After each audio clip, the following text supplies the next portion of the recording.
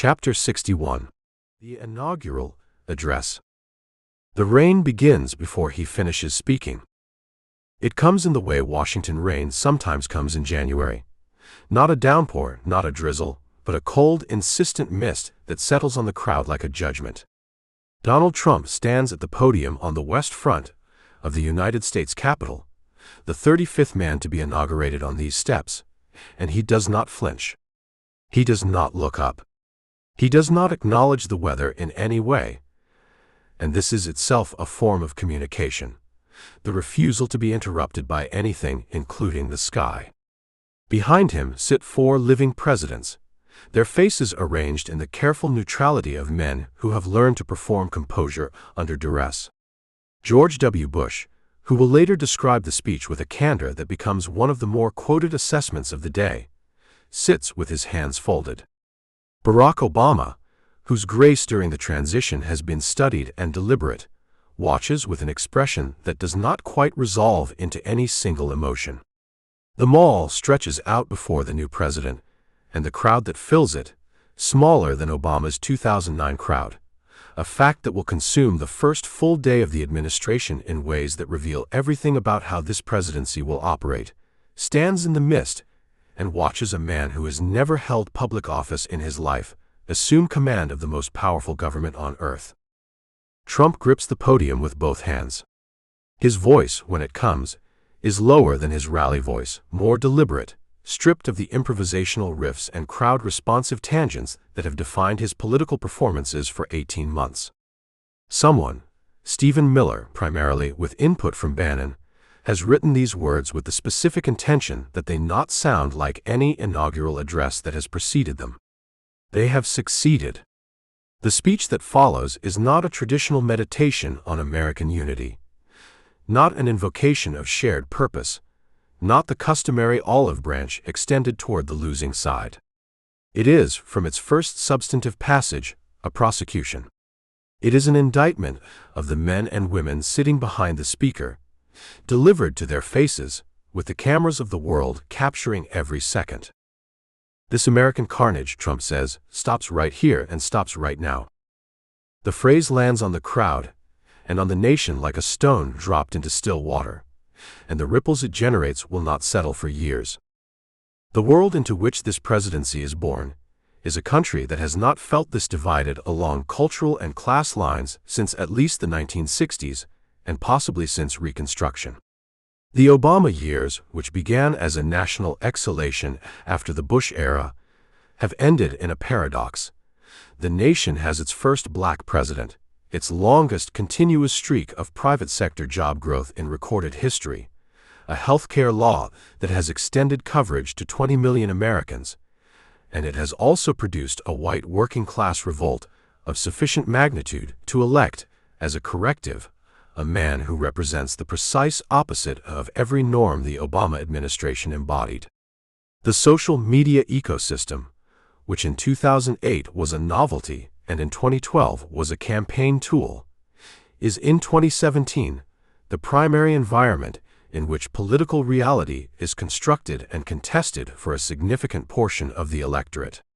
It rewards outrage with engagement, and engagement with reach, and reach with the kind of cultural authority that television once monopolized. Trump, intuitively if not analytically, has understood this ecosystem better than any political figure of his generation. He has not merely adapted to it. He has been, in some sense, formed by it. His rhetorical style, his attention span, his relationship to factual precision, all bear the imprint of a media environment that privileges the vivid over the accurate and the emotional over the considered. The inaugural address is, in this context, the first governing document of a new political language. Miller, who is 29 years old and who has spent his adult life developing a brand of immigration restrictionism and nationalist populism that was, until Trump, homeless in the Republican Party, has given the speech its skeletal structure. Bannon, who thinks in civilizational terms, has supplied its animating philosophy. But the voice is Trump's, or rather, the voice is the distillation of everything Trump has been saying at rallies for 18 months, compressed into a formal text and delivered without the audience feedback loop that normally modulates his performances. The result is something rawer and more unnerving than a rally speech, because it lacks the call and response dynamic that usually signals where the hyperbole ends and the conviction begins. On the steps of the Capitol, reading from a teleprompter, Trump sounds like a man who means every word, which is either clarifying or alarming, depending entirely on which side of the inaugural crowd you are standing on. The core conflict of this inaugural moment is one that will never fully resolve itself during the entirety of the first term: the collision between the presidency as an institution with its own gravity, norms, and inertia, and a man who has built his entire identity on the refusal to be shaped by institutions. Every presidency arrives with the expectation of transformation. The candidate becomes the president. The outsider absorbs the office's weight and learns its rhythms. The campaign rhetoric softens against the granite of governing reality. This is not merely tradition. It is, in some sense, the mechanism by which the office has survived 2.5 centuries of ambitious and flawed men. Trump will spend 4 years not merely resisting this mechanism, but treating it as evidence of the establishment's malign power. Every constraint as a conspiracy, every norm as a trap set by the people he has been elected to defeat. The conflict is not simply between Trump and his opponents. It is between Trump and the presidency itself. The address makes this conflict visible within minutes of its delivery. When he speaks of Washington's small group that has reaped the rewards of government while the people have borne the cost, he is speaking literally to the faces of that group: the Bushes, the Clintons, the Obamas, the congressional leadership of both parties, arranged behind him in their formal dress on a platform that has, for this moment, become the dock of his tribunal. It is a performance of radical discontinuity, and its radicalism is not incidental. Bannon has reportedly described the speech, in its drafting phase, as the declaration of the deconstruction of the administrative state. The phrase does not appear in the final text, but its spirit saturates every paragraph. This is not an inaugural address in the conventional sense. It is a declaration of war, delivered with the full ceremony of the democracy it is declaring war against. The revealing action occurs not during the speech itself, but in the hours that follow it, in a sequence of events so immediately telling that it functions as a perfect diagnostic of the administration about to begin. Sean Spicer, the incoming White House press secretary, has been in his role for approximately 1 day when he is summoned to the briefing room on the evening of January 20th to deliver a statement about the size of the inaugural crowd. Trump has been watching television coverage of his swearing-in and has become fixated, enraged by all contemporaneous accounts, on the aerial photographs and crowd-size comparisons that suggest his audience was smaller than Obama's in 2009. The photographs are not in dispute.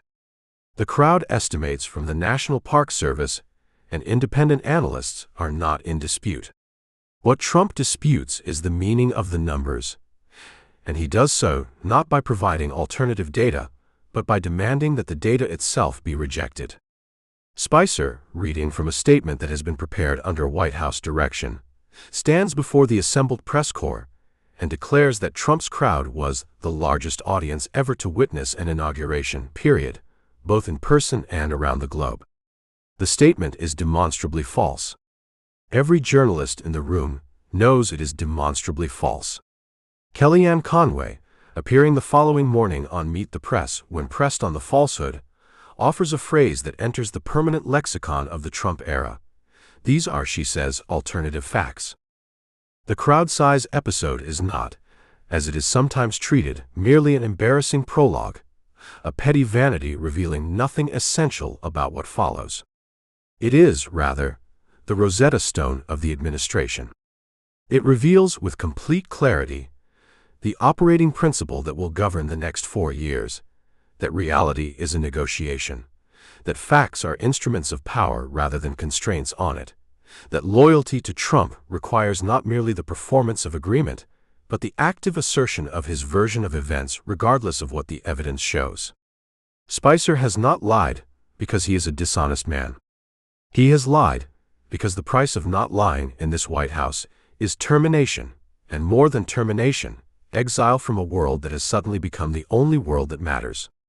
Every senior official who serves in this administration will face, at some point, a version of this choice. Some will make it as Spicer does, and live with what it costs them. Some will refuse and be destroyed. The crowd-size statement is, in this sense, the first test administered by the new presidency, and the administration fails it before it has been in office 24 hours. Stephen Miller, the author of the inaugural address, is the figure who most precisely embodies the ideological project the speech announces. He has come to Trump's orbit through Jeff Sessions, the Alabama senator who was Trump's first major establishment endorser, and who has spent decades in the Senate as a lonely voice for immigration restriction, in a party that treated the issue as an electoral liability to be managed rather than a cause to be championed. Miller has absorbed Sessions' worldview and sharpened it into something more systematic, a nationalism that is coherent in its own terms, that connects immigration restriction to wage stagnation, globalism to deindustrialization, cultural change to political disenfranchisement. He is, by the standards of the West Wing he is about to inhabit, extraordinarily young. He is also, by those same standards, extraordinarily certain. Where Bannon operates through historical grandiosity and Priebus through institutional muscle memory, Miller operates through bureaucratic persistence. He finds the levers, he drafts the orders, he pushes the process until it yields the outcome he has decided upon. His relationship with Trump is built on the most reliable foundation available in this White House. He tells Trump what Trump wants to hear, and he has the policy apparatus to turn those desires into executive action. Within days of the inauguration, Miller will be the primary architect of the executive order on immigration that the press will call the travel ban, a policy that will be challenged in courts across the country, rewritten twice, partially upheld by the Supreme Court, and debated as a referendum on American identity throughout the first term. The inaugural address is his manifesto. The travel ban is his proof of concept. Both arrive in the same 10-day window, and together they announce, beyond any possibility of misunderstanding, what kind of presidency this will be. The crowd on the Mall disperses through the mist of that January afternoon into a city that feels, to those paying close attention, as though it is holding its breath. The protests that have gathered throughout Washington are larger in some precincts than the inaugural celebration itself. The Women's March, which will fill streets across the country the following day, in numbers that dwarf the previous day's crowd, the irony is not lost on anyone, has been organized in the weeks since the election with a speed and scale that surprises even its organizers. The resistance, as it will come to call itself, is already forming before the new president has signed his first executive order, and its formation is itself a response to the tone of the inaugural address, to the carnage and the siege language and the deliberate refusal of conciliation. Trump has chosen to begin his presidency at maximum confrontation. The country is matching his energy. In the White House that evening, after the inaugural balls and the formal photographs, and the long processional of a day unlike any other in American political life, Trump sits in the residence and watches the coverage. This is not unusual. He has always been a prodigious consumer of television, a man who processes his public life primarily through the medium that made him famous. But there is something different now. The coverage is about him in a way that is categorically unlike any coverage that has preceded it, including the coverage of his campaign. He is no longer a candidate who might win or lose. He is the president, and every action he takes will be measured against that fact, weighted by the full gravity of an office that has humbled and sometimes destroyed men far more prepared than he is. He watches the crowd-size comparisons. He calls aides. He issues his instructions. And somewhere in the building around him, in the offices and the Situation Room, and the vast machinery of the executive branch that now formally answers to him, the gears of the federal government begin their slow accommodation to a new command. An accommodation that will prove in the months ahead far more resistant and far more consequential than anyone in the residence that night is yet prepared to understand. The speech has been delivered. The oath has been sworn. The transfer of power is complete. And in the intelligence community's most classified folders, in the counterintelligence files that career officials are already beginning to annotate with new urgency, a set of questions about the campaign that just ended is quietly metastasizing into something that will not stay quiet for long. Chapter 62. Unilateral Power. Executive Orders. The pen was a Sharpie. It was always a Sharpie, the broad-tipped, black-barreled instrument that had become, over the course of the campaign and now, into the earliest hours of the presidency, something approaching a personal signature, a prop and an extension of the man simultaneously. Donald Trump held it the way a conductor holds a baton, with a certain theatrical awareness of the gesture's weight, and on the morning of January 27, 2017, 1 week and 1 day into his presidency, he uncapped it at a small wooden table in the Pentagon's Hall of Heroes and signed Executive Order 13,769, which the White House had titled, with the blunt directness that characterized the new administration's public communications, protecting the nation from foreign terrorist entry into the United States. The men around the table, Defense Secretary James Mattis, newly confirmed the day before, Vice President Mike Pence, senior military officers in their ribboned dress uniforms, held the stillness of men who understood that cameras were rolling. Trump lifted the document after signing, displaying it to the assembled press with the satisfied expression of a man who has just closed a deal that others told him could not be closed. It was a gesture he would repeat hundreds of times. It never lost its freshness for him. By nightfall, international airports across the United States had become something that no one in the government's own legal architecture had anticipated or prepared for: theaters of constitutional crisis. Citizens of 7 Muslim-majority nations, Iran, Iraq, Libya, Somalia, Sudan, Syria, Yemen, found themselves detained in the fluorescent corridors of customs and border processing, their valid visas suddenly rendered legally ambiguous, their futures suspended between a signed piece of paper and a federal judiciary that was already sharpening its response. Lawyers materialized at terminal floors across the country, sitting cross-legged on linoleum, laptops open, filing emergency habeas petitions in real time. At John F. Kennedy International Airport, just 20 miles from the tower where the order's principal architects had drafted it, protesters gathered in the thousands, their voices filling the arrivals hall with a noise that rattled the windows and carried in its collective register something beyond political disagreement, something closer to alarm. The country that received this executive order was 7 days into a presidency that had already reordered the emotional temperature of American public life in ways that felt less like the ordinary transition between administrations and more like a change in atmospheric pressure. The Women's March of January 21st had drawn somewhere between 3 and 5 million people into the streets of American cities, one of the largest single-day protests in the nation's history, and the energy it generated had not dissipated. It had organized. It had found its infrastructure. The networks of progressive activism that had lain relatively dormant during the Obama years, their urgency somewhat softened by the existence of a president they broadly supported, were now operating at a pitch of mobilization that Washington had not seen since the early years of the Iraq War. Every action the new administration took would be received, not merely by the press and the political class, but by a citizenry that had, in the span of a single weekend, demonstrated its capacity for mass coordination. Against this backdrop, the pace and ambition of Trump's executive action in the opening days of his presidency constituted something genuinely novel.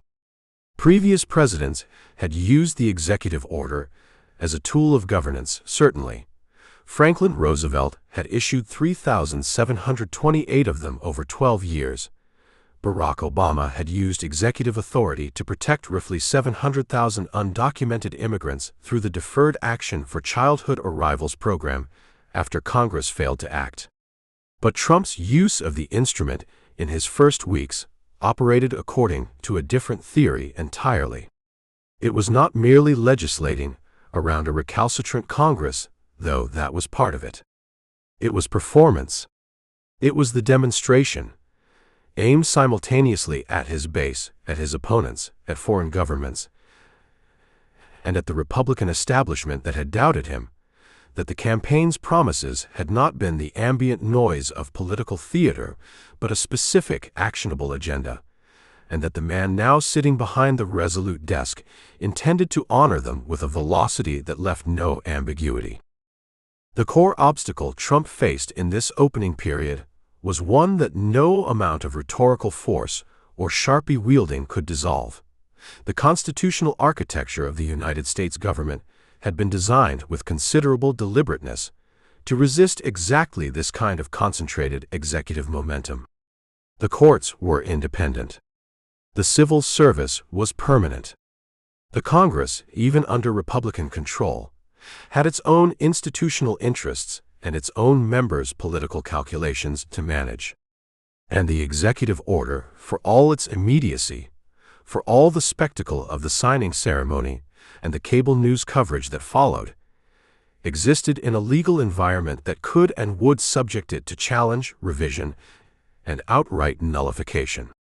Trump had spent 4 decades operating in an environment where his signature on a document meant the document was real, was binding, was the final word. The federal judiciary had different ideas. The travel ban's immediate legal fate illustrated this with a speed that surprised even some of the administration's critics.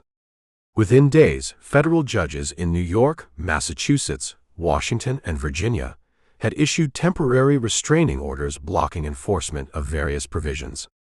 The Ninth Circuit Court of Appeals, ruling on an emergency appeal from the state of Washington, upheld a nationwide pause on the order with a unanimity that suggested the legal infirmities were not close questions. The administration's lawyers, working from an order that had been drafted with extraordinary secrecy, the Department of Homeland Security's legal counsel, had not reviewed it before signing. The State Department had not been consulted.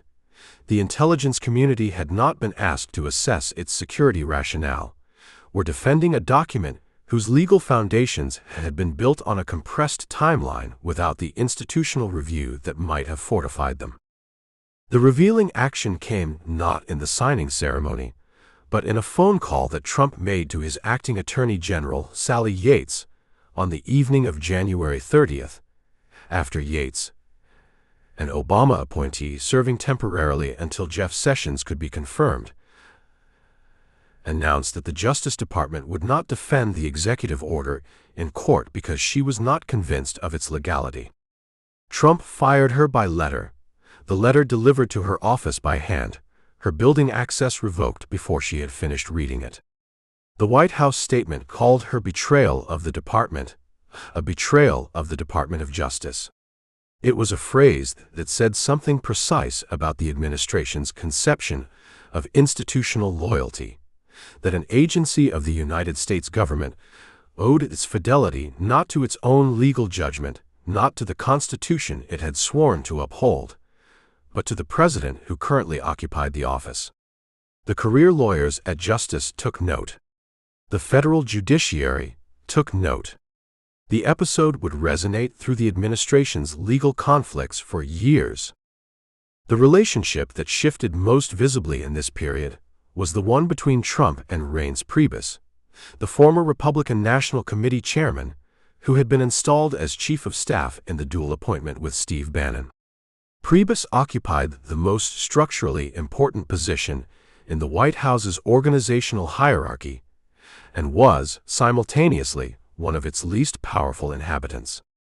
The executive orders of the first weeks had been drafted not through the formal policy development process that a chief of staff's office normally coordinates, but through a tight circle centered on Bannon, Stephen Miller, the 31-year-old policy architect who had served as Jeff Sessions' chief speechwriter and who had become, during the campaign, the primary intellectual engineer of Trump's immigration agenda, and a small number of others who operated with a directness of access to the president that bypassed the ordinary channels.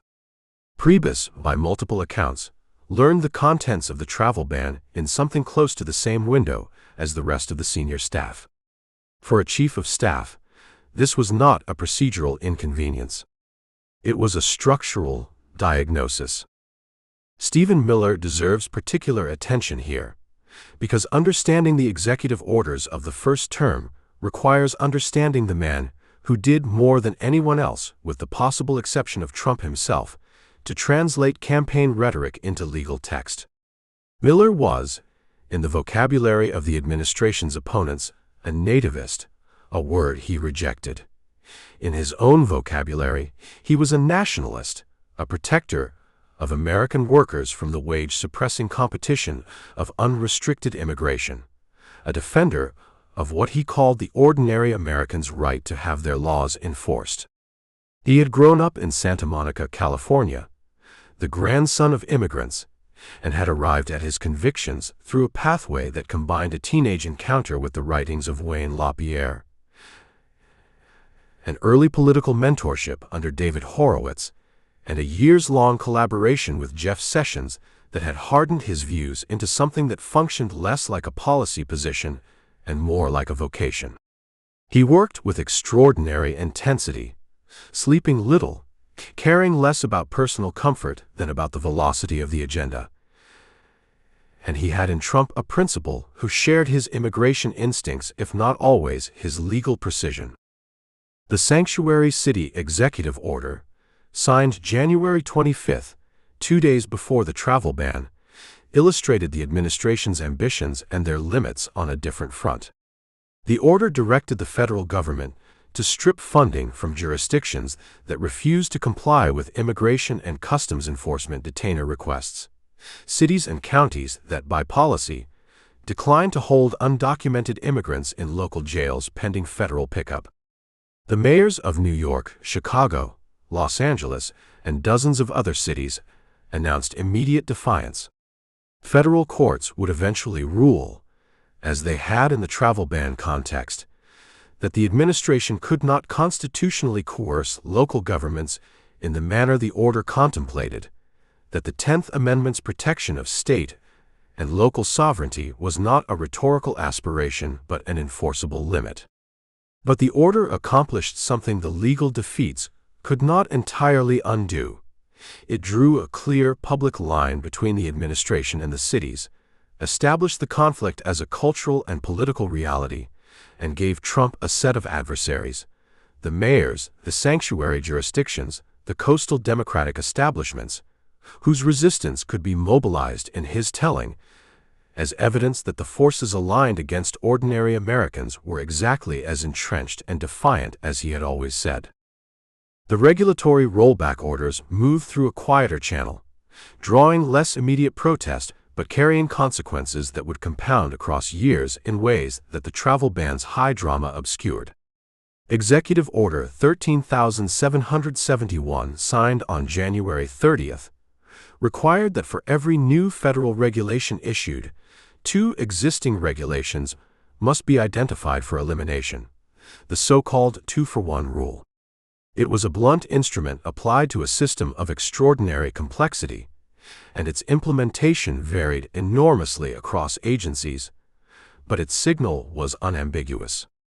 The administrative state that Bannon had described, in his first major public address as a White House official, as one of the primary targets of the new administration's deconstruction project, that state was being put on notice through the instruments of its own authority. What the first 10 days of executive orders established, in their totality, was a presidency that intended to govern by the activation of conflict rather than its resolution.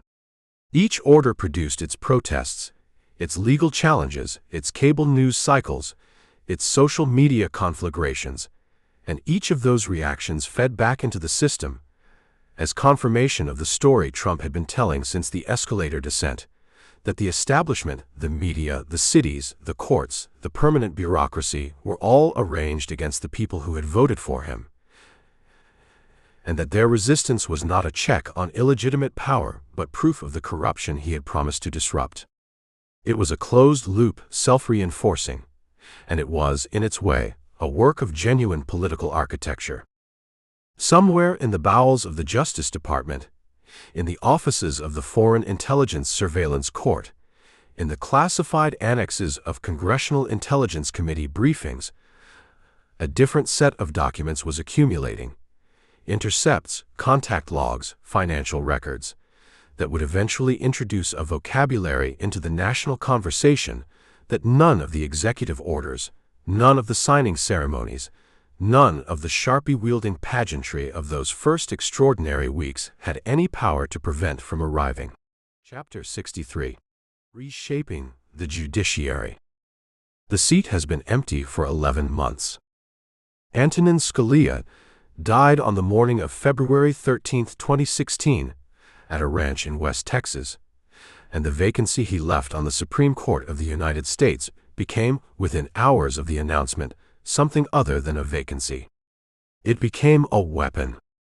Mitch McConnell, the Senate Majority Leader from Kentucky, issued his statement before the day was out, before the condolences had finished circulating, before the flags had been ordered to half-staff, declaring that the Senate would not consider any nominee put forward by Barack Obama in his final year in office. The stated principle was that the American people deserved a voice in the selection, that a lame duck president should not reshape the court for a generation. The actual principle was simpler and more ruthless. McConnell had the votes to block, and he intended to use them.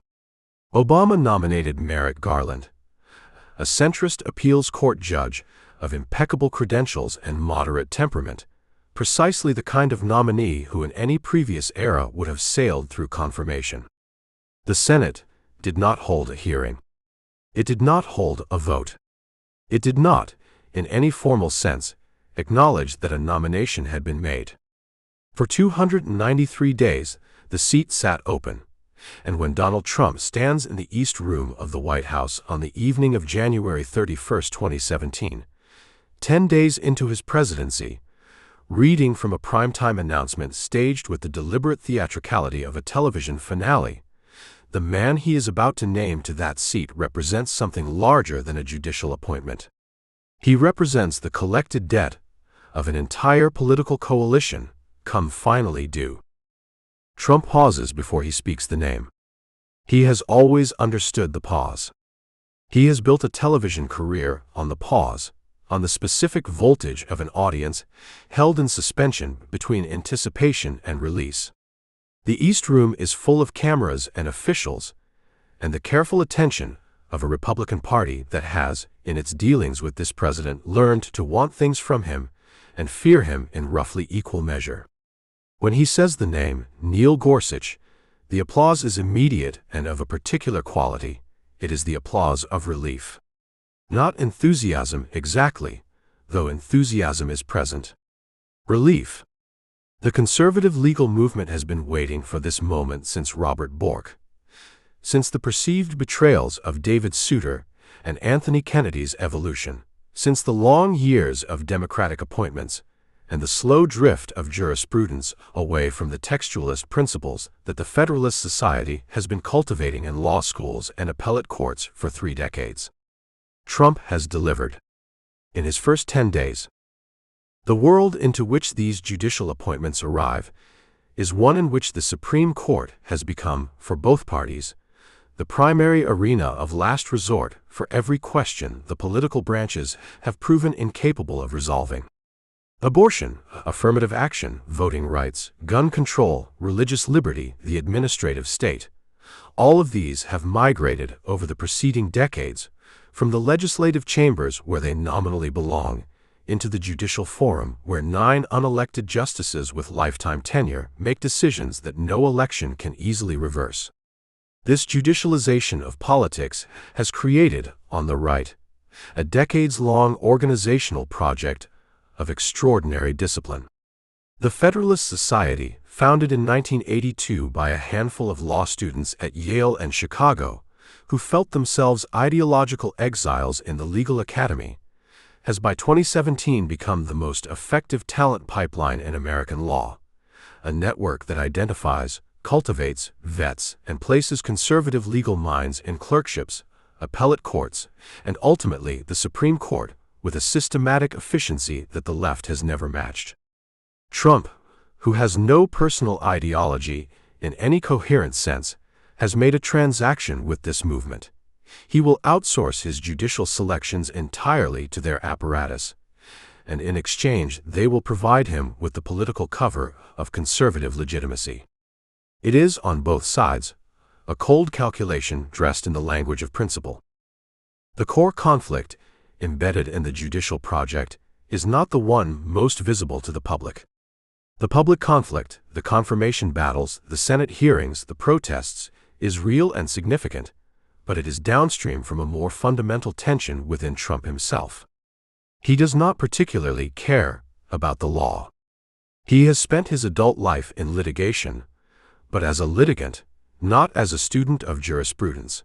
The law, in his experience, is a tool, a leverage point, a battlefield on which you deploy the best available fighters and hope to win. The idea that a judge might be bound by text or precedent in ways that produce outcomes he finds inconvenient is not one he has ever fully internalized, and it will not take long into his presidency for this to become apparent.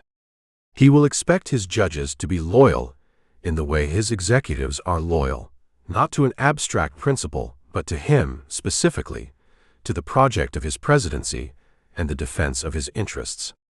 When they are not, when the Gorsuch he has appointed rules against administration positions, when the judges he has nominated produce unanimous rulings against his immigration orders, the rage will be immediate and public and will reveal the gap between what Trump thinks he is building and what he is actually building. He is building an originalist judiciary. He believes he is building a loyal one. These are not the same thing, and the distance between them will define some of the most consequential legal moments of his time in office and beyond.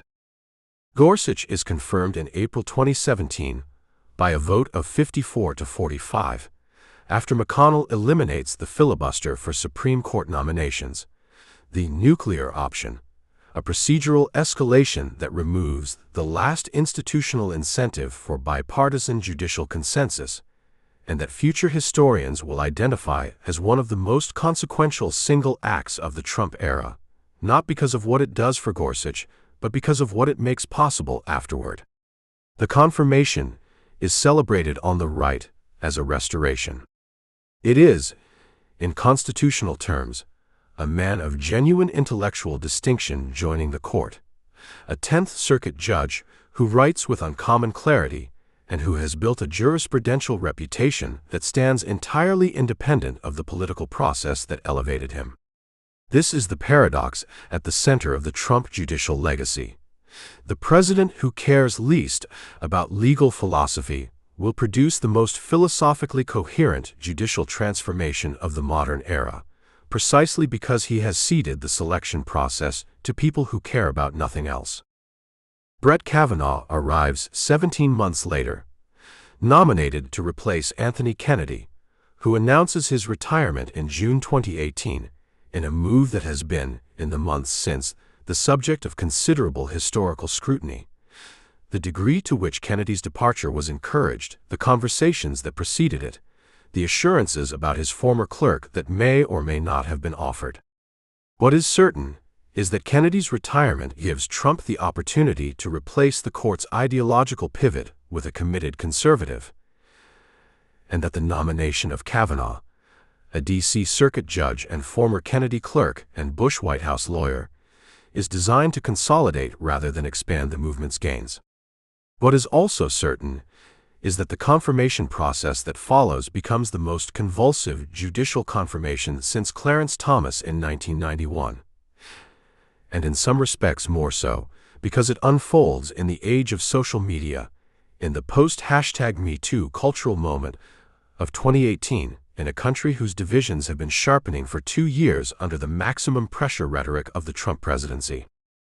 Christine Blasey Ford's testimony before the Senate Judiciary Committee on September 27, 2018, is one of those historical moments that functions simultaneously as political event and cultural watershed. She is a research psychologist from California who has come forward to testify that Kavanaugh sexually assaulted her at a party in 1982 when both were teenagers. Her testimony is delivered with a precision and a visible vulnerability that produces in the hearing room and in the millions of Americans watching a quality of attention that is rare in American public life. Kavanaugh's response, delivered that same afternoon, is equally remarkable in its own way.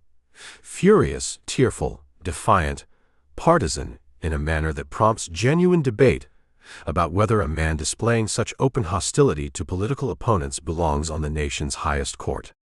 Trump watches both testimonies from the White House. His initial instinct, in the days before the hearing, has been to treat Ford with something approaching restraint. He has been counseled that mockery would be politically costly. But the restraint does not hold. At a rally in Mississippi, he mimics her testimony to the laughter of his crowd. The moment is widely condemned. It does not change his position. The revealing action that unlocks the chapter's deepest character study occurs not in the public spectacle of the hearings, but in a private conversation that several aides later describe in overlapping accounts. As the Kavanaugh confirmation hangs in genuine uncertainty, with Susan Collins and Jeff Flake and Lisa Murkowski as the decisive votes, Trump is urged by advisers to withdraw the nomination, to cut his losses, to find a safer candidate who can be confirmed without the political damage of a prolonged battle that he may lose. He refuses. He refuses with a specificity that goes beyond political calculation. Withdrawing, he tells those around him, would be a sign of weakness, and weakness in his taxonomy of human behavior is the cardinal sin. It is not that he has analyzed the political landscape and concluded that persisting is the optimal strategy. It is that the option of retreat does not exist for him as a genuine option, regardless of the strategic calculation. This is the same man who has spent 50 years in New York real estate, never publicly conceding a negotiation, never acknowledging a defeat as a defeat, reframing every loss as a strategic pivot, and every setback as a temporary obstacle to an inevitable victory. Kavanaugh is confirmed on October 6, 2018, by a vote of 50-48, the narrowest Supreme Court confirmation margin in over a century. Trump celebrates it as a complete victory. In the strict sense of the outcome, it is.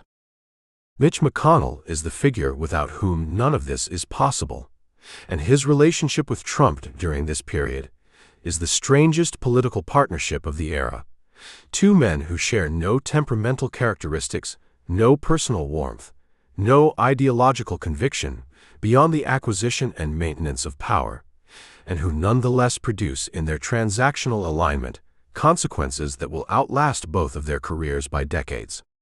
McConnell has wanted a conservative judiciary since he was a young Senate aide watching liberal judges reshape American law in the 1960s and 1970s. He has wanted it with the patience and the institutional persistence of a man who thinks in decades rather than news cycles.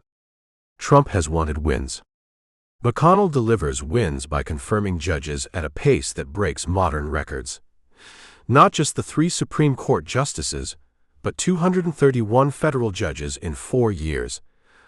A transformation of the appellate courts that will shape American law long after every other policy of the Trump administration has been reversed or forgotten. Their partnership is not warm. McConnell does not enjoy Trump's company and makes little effort to disguise this.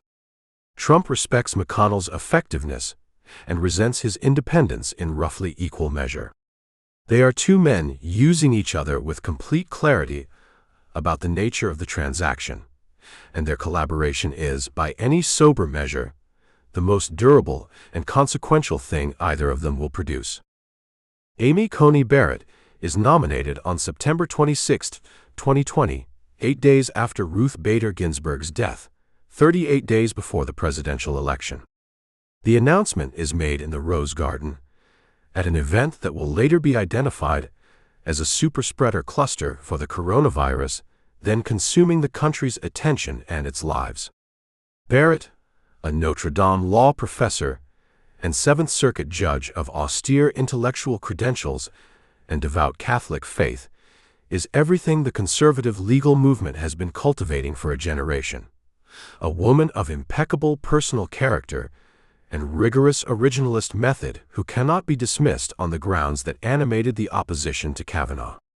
The confirmation is completed in 27 days, the fastest in modern history, by a Republican Senate that has spent 4 years decrying the weaponization of judicial politics, while weaponizing it with a precision that McConnell, at least, acknowledges without embarrassment.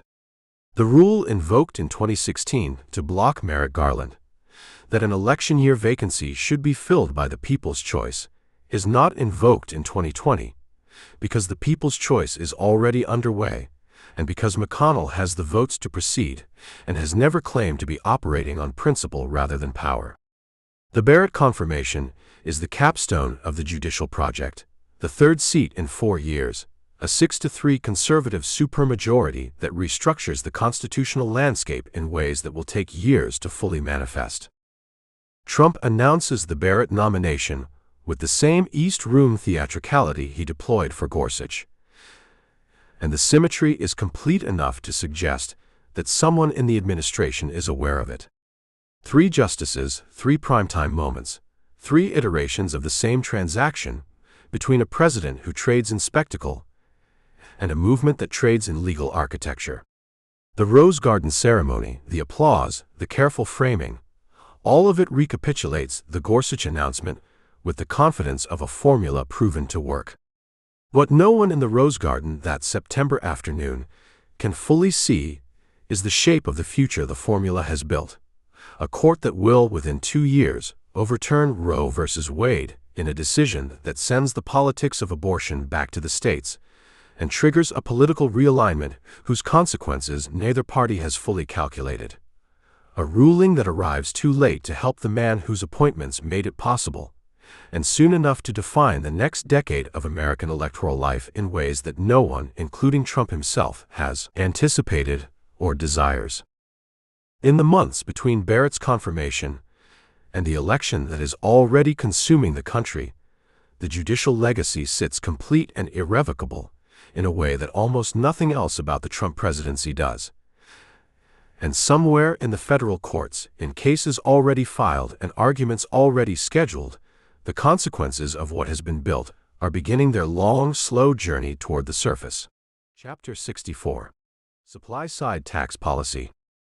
The room at the Capitol Hill Club smelled of old leather and older money, and the men seated around the table, in the early weeks of December 2017, had the particular expression of people who have been waiting a very long time for something and cannot quite believe it is finally arriving. Senate Majority Leader Mitch McConnell sat with the stillness of a man who had spent 30 years learning to read legislative rooms, and what he was reading now, in the body language of his colleagues, in the vote counts his staff refreshed hourly, in the phone calls from the White House that came with increasing frequency as the calendar pressed toward Christmas, was the possibility, real, tangible, no longer theoretical, that the Republican Party was about to accomplish what it had promised its donors and its ideological infrastructure for the better part of 4 decades. A comprehensive rewrite of the American tax code. The thing they had said they would do since Ronald Reagan had done it last in 1986. The thing that had eluded George H.W. Bush and George W. Bush and every Republican Congress in between. It was, if the votes held, finally within reach. Trump was not in the room. Trump was rarely in the rooms where the legislative architecture of his presidency was being assembled, and this was, depending on one's disposition, either a liability or, in the particular case of the tax bill, something closer to a feature. The Tax Cuts and Jobs Act was not, in any meaningful intellectual sense, a Trump creation. It had been constructed by Paul Ryan's Ways and Means Committee staff and by Senate Finance Committee veterans who had spent years modeling revenue curves and corporate rate structures and the distributional effects of various depreciation schedules. Its intellectual DNA ran through the supply-side tradition of Arthur Laffer and Jack Kemp, through the Heritage Foundation white papers and the Chamber of Commerce wish lists, and the donor conversations at Republican fundraisers across a generation of American political life. What Trump contributed was simpler, and, in the legislative context of 2017, arguably more essential than any policy architecture. He contributed urgency, pressure, and the credible threat that a Republican president who had already failed to repeal the Affordable Care Act would not easily absorb a second catastrophic legislative defeat in the same calendar year.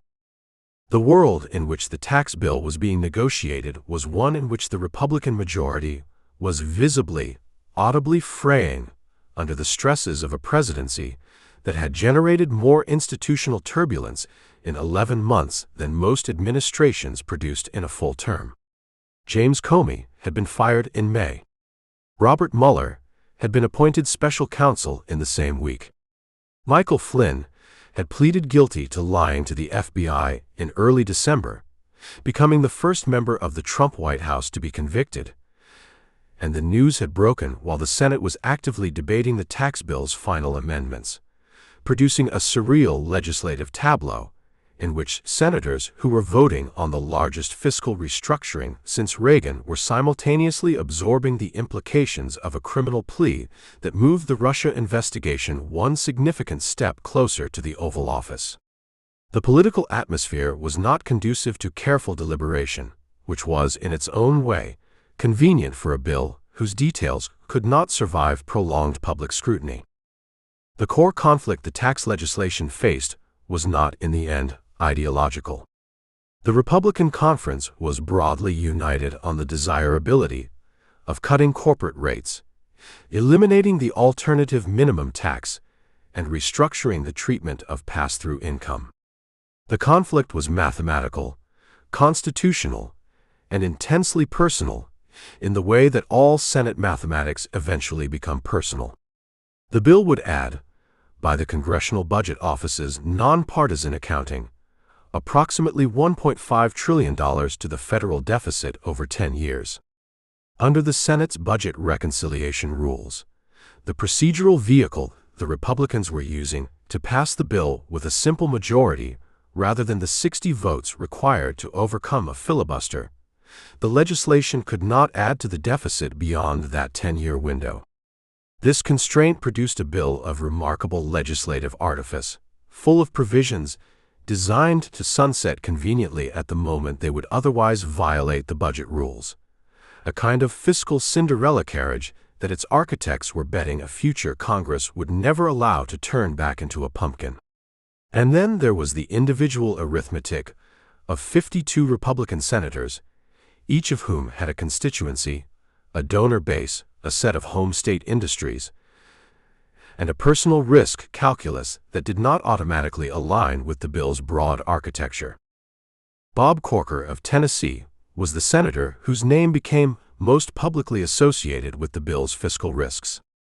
Corker was a former mayor, a businessman, a man who had built a construction company, and who therefore brought to fiscal questions a practitioner's rather than a theorist's concern about what debt actually meant over time.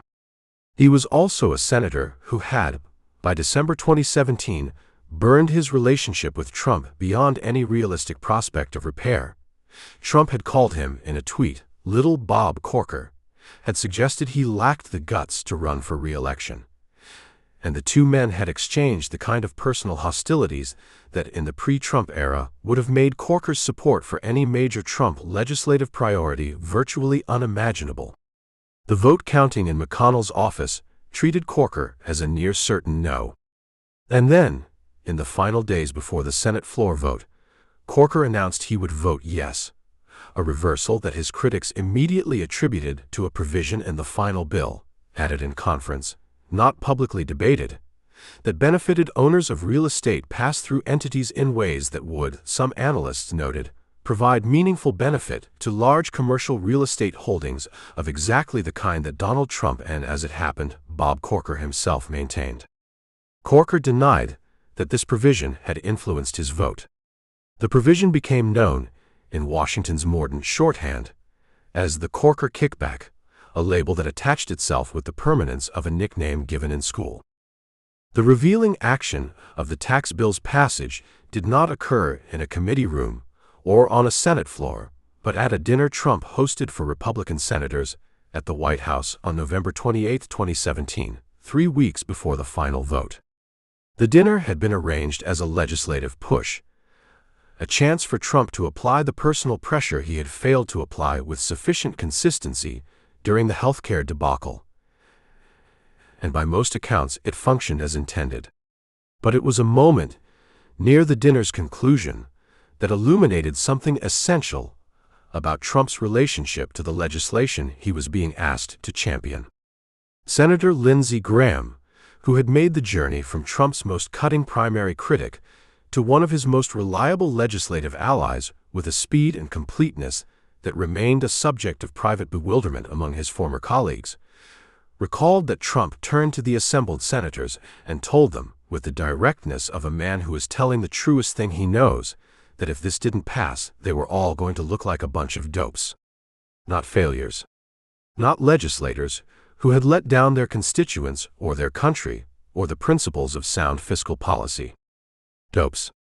The aesthetic of defeat, the appearance of inadequacy, the public humiliation of being the party that couldn't govern. These were the stakes as Trump processed them. And the candor of the formulation, its utter indifference to policy substance, and its total absorption in the optics of winning was, depending on one's perspective, either refreshingly honest about how power actually works or a fairly precise summary of why a $1.5 trillion fiscal commitment was being driven to passage in 11 months without a single public hearing. The bill passed the Senate on December 2, 51-49, with Corker joining every other Republican. It passed the House on December 20th.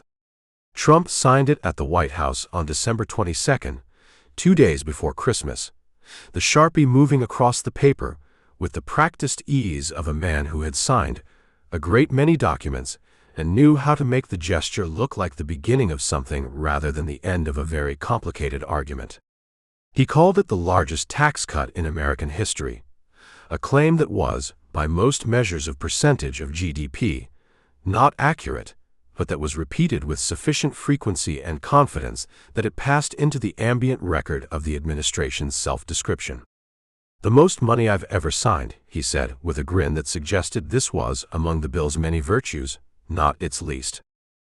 The figure whose relationship with Trump underwent the most consequential transformation in the tax bill's legislative journey was not a senator or a cabinet member, but Paul Ryan, the Speaker of the House, whose investment in the legislation was of a different and deeper character than almost anyone else involved in its passage.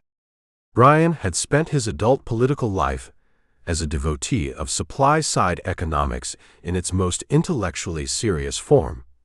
He had read Hayek and Friedman and had made the annual budget of the United States federal government into something that, for a certain kind of fiscal conservative, functioned as a personal vocation. He had come into the Trump relationship with considerable private reservations, had been caught on a leaked audio recording in October 2016 telling House Republicans he would never defend Trump, and had navigated the first year of the administration with the careful footwork of a man who had decided that proximity to power was the only path to the policy outcomes he actually cared about. The tax bill was Ryan's price of accommodation. It was the reason, he told associates, that all of it, the tweets, the chaos, the daily institutional humiliations of serving in the same party as a president who seemed constitutionally incapable of operating within normal political norms, was worth enduring. When the bill passed, Ryan was photographed with an expression of such unguarded relief and satisfaction that it communicated to anyone paying attention both how much it had cost him and how completely the transaction had been, in his own accounting, worth it. He would announce his retirement from Congress 4 months later. The economic effects of the Tax Cuts and Jobs Act in the 2 years that followed its passage were, like most large fiscal interventions in a complex economy, genuinely mixed and genuinely contested, which meant that both its supporters and its critics could find substantial evidence for the interpretations they had already committed to. Corporate profits rose. Stock buybacks reached record levels in 2018, as companies deployed their new after-tax resources not primarily toward the capital investment and wage growth the bill's advocates had projected, but toward the return of cash to shareholders, which was, from the perspective of the shareholders in question, perfectly rational behavior, and from the perspective of the working-class voters who had been told the bill would raise their wages by an average of $4,000 annually, something of a disappointment. Unemployment fell to historic lows, though the trajectory of declining unemployment had begun years before the bill's passage and could not, by any honest economic accounting, be attributed primarily to the tax changes. The deficit expanded significantly, as the CBO had predicted it would. The Republican Party, which had spent the Obama years in a condition of intense public agitation about federal debt and deficit spending, absorbed this development with equanimity and moved on, which was itself a data point about the relationship between Republican fiscal rhetoric and Republican fiscal policy that the party's own deficit hawks noted privately and mostly declined to address publicly. Trump, for his part, understood the tax bill primarily as a proof of concept rather than a policy instrument. It demonstrated that he could sign major legislation. It demonstrated that the Republican Congress, properly pressured, would deliver. It provided a counter-narrative to the healthcare failure and to the Russia investigation's steady drumbeat of indictments and plea agreements, a concrete accomplishment around which his supporters could organize their conviction that the presidency was, beneath the noise, actually working. He returned to it constantly in rallies throughout 2018, presenting it not in the language of supply-side economics or corporate competitiveness or dynamic scoring, but in the language he always returned to when describing his own achievements, the language of superlatives and scale, of records broken and skeptics confounded, and a country finally, after years of losing, winning again. What the tax bill could not address, what no corporate rate cut could reach, was the question accumulating in the federal courthouse several blocks from the Capitol, where Robert Mueller's team was working through the documentary and testimonial record of the 2016 campaign with the methodical, unhurried focus of prosecutors who believed they had significant time and significant evidence on their side. The indictments were coming in sequence, each one a step closer to the inner circle, and the senators who had voted for the tax bill on December 2nd, while absorbing the Flynn guilty plea, were about to learn that legislative victory and legal exposure were not mutually exclusive conditions, and that the administration they had bound themselves to was capable of delivering both simultaneously, in quantities that would test the loyalty of even its most committed institutional allies. Chapter 65. The Mueller Investigation. The word reaches him on the golf course. It is the evening of May 17, 2017, and Trump is at his club in Bedminster, New Jersey, when Rod Rosenstein, the Deputy Attorney General, calls to inform him that a special counsel has been appointed to investigate Russian interference in the 2016 election and any related matters. Robert Mueller, the former director of the Federal Bureau of Investigation, a decorated Marine veteran of Vietnam, a Republican, a man whose reputation for prosecutorial rectitude is so thoroughgoing that it functions less like a personal quality and more like a geological feature, Mueller has been named to lead the investigation. Trump's reaction, as reconstructed from contemporaneous accounts by multiple aides who were present or briefed immediately afterward, is not the controlled fury of a man processing bad news. It is something raw. He slumps. The word his advisors use repeatedly in their later recollections is that he looked, in that moment, like a man who had just been told something he had been dreading, without fully admitting to himself that he had been dreading it. "This is the end of my presidency," he says, according to notes taken by his then Chief of Staff, Reince Priebus. "I'm fucked." The statement is remarkable, not because it is an admission of guilt, it is not, or at least it need not be read as one, but because it is an admission of understanding. Trump grasps, in the first moments of his awareness of Mueller's appointment, the specific danger that a special counsel represents. Not a verdict necessarily, but a process, an open-ended, resource-rich, legally empowered process that will follow every thread it finds and generate threads from the threads it follows, that will subpoena and depose and indict and leak in the way that all investigations leak, that will run on its own timeline, answerable to no electoral calendar, subject to no news cycle, indifferent to the operational needs of a presidency that is already, at 117 days, consuming itself. He has spent his adult life in litigation, but as a defendant who controls the terms, who can settle, who can countersue, who can delay, who can bury opponents in procedural sand. A special counsel is a different species of adversary. It has the patience of an institution and the authority of the state, and it cannot be negotiated with, bought off, or outlasted in the way that private litigants can be.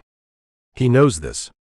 His recognition of it, in that moment on the golf course, is one of the most clarifying windows into his intelligence. The specific, situational intelligence of a man who understands power and its applications with an acuity that his public performances routinely obscure. The world into which Mueller's investigation is born is a Washington that has been operating for the 4 months since the inauguration, at a level of institutional stress without modern precedent. The intelligence community has spent the final months of the Obama administration documenting, with increasing alarm, the scope of Russian interference in the 2016 election, the hacking of Democratic Party servers, the social media influence operation run by the Internet Research Agency in St. Petersburg, the contacts between Trump campaign officials and various Russian intermediaries. The FBI has opened a counterintelligence investigation into the Trump campaign in July 2016, a fact that is not publicly known until congressional testimony in March 2017. James Comey, the FBI director who has already managed the singular feat of being despised by partisans of both parties for his handling of the Clinton email investigation, has been briefing Trump on the Russia investigation in a series of private meetings that both men will later characterize in ways that contradict each other so completely as to raise, for any honest observer, unanswerable questions about whose account is accurate. Trump has asked Comey for his loyalty.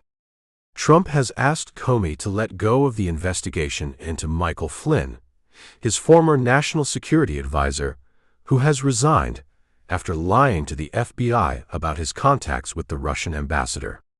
Comey has declined both requests in his telling, and has documented them in contemporaneous memos with the specific care of a man who suspects he will need the documentation. On May 9, 2017, Trump fires him. The firing of Comey is the action that makes Mueller inevitable, and it is therefore the action that defines everything that follows. Trump fires Comey for reasons that he cannot keep consistent.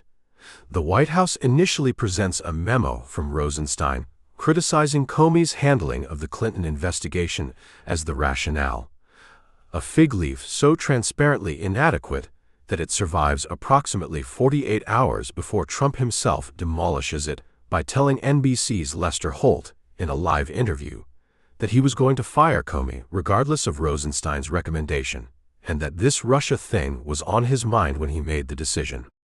The admission is extraordinary by any standard of political self-preservation. It transforms what might have been a defensible personnel decision into something that, to prosecutors and constitutional scholars, rhymes uncomfortably with obstruction of justice. It is also, in its way, completely characteristic, the impulsive candor that periodically overwhelms the strategic calculation, the inability to sustain a false narrative when the true one is so immediately available, the preference for his own version of events over the version his lawyers have constructed for him. He fires Comey because Comey will not give him what he wants. The public declaration that Trump himself is not under investigation, the loyalty that Trump believes the FBI director owes the president who appointed him, the closure that the investigation denies him. He gets instead Robert Mueller. The core conflict of the Mueller investigation, from Trump's perspective, is not the legal one, though the legal exposure is real. The conflict is existential in a more immediate sense. The investigation validates, simply by existing, the narrative that Trump has staked his presidency on destroying. He has told his supporters, repeatedly, and with the performative certainty of a man who cannot afford doubt, that the Russia investigation is a hoax, a fabrication of a Democratic Party that cannot accept its own defeat, amplified by a media establishment that is constitutionally incapable of acknowledging his legitimacy. The problem with this narrative is not merely that it is disputed by the intelligence community and by the eventual findings of the investigation itself. The problem is that the investigation's existence creates daily evidence that contradicts it. Every indictment Mueller issues, and he will issue 37 of them, against 34 individuals and 3 companies, is a news event that keeps the hoax narrative alive as a subject of public debate, that forces Trump to respond, that pulls the oxygen of the media environment toward the investigation and away from whatever the administration is trying to accomplish. The Mueller probe does not merely threaten Trump legally. It consumes him psychologically, in a way that is visible to everyone who works with him, and that shapes, in ways both direct and oblique, virtually every major decision of the first term's middle years. The revealing action is this. Sometime in June 2017, approximately a month after Mueller's appointment, Trump calls Don McGahn, his White House counsel, and instructs him to have Mueller removed. McGahn's account of what follows, delivered to Mueller's investigators and later published in the report, is among the most consequential passages in the entire document. McGahn refuses. He tells Trump that firing Mueller would be a catastrophic political mistake, that it would trigger a constitutional crisis, that he, McGahn, will resign rather than carry out the instruction. Trump backs down. He does not fire Mueller. And then, months later, when the episode becomes public, he denies that he ever gave the instruction at all. The denial is not credible. McGahn has documented the conversation, has told colleagues about it, has cooperated with Mueller's team in describing it in detail, but Trump issues it anyway, with the flat confidence of a man who has spent his life discovering that denial, sustained long enough and loudly enough, can function as a substitute for truth in the minds of those who want to believe it. What the episode reveals is not primarily the obstruction question that legal analysts spend months debating. What it reveals is the pattern, the impulse to destroy the threat, followed by the pragmatic retreat from destroying it, followed by the retroactive denial that the impulse ever existed.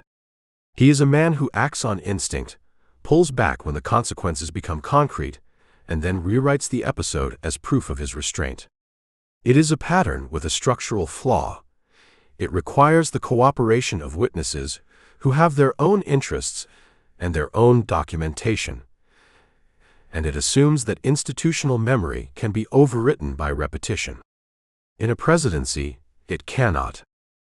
Rudy Giuliani enters this chapter as the figure who most vividly illustrates the psychological atmosphere of the Mueller years.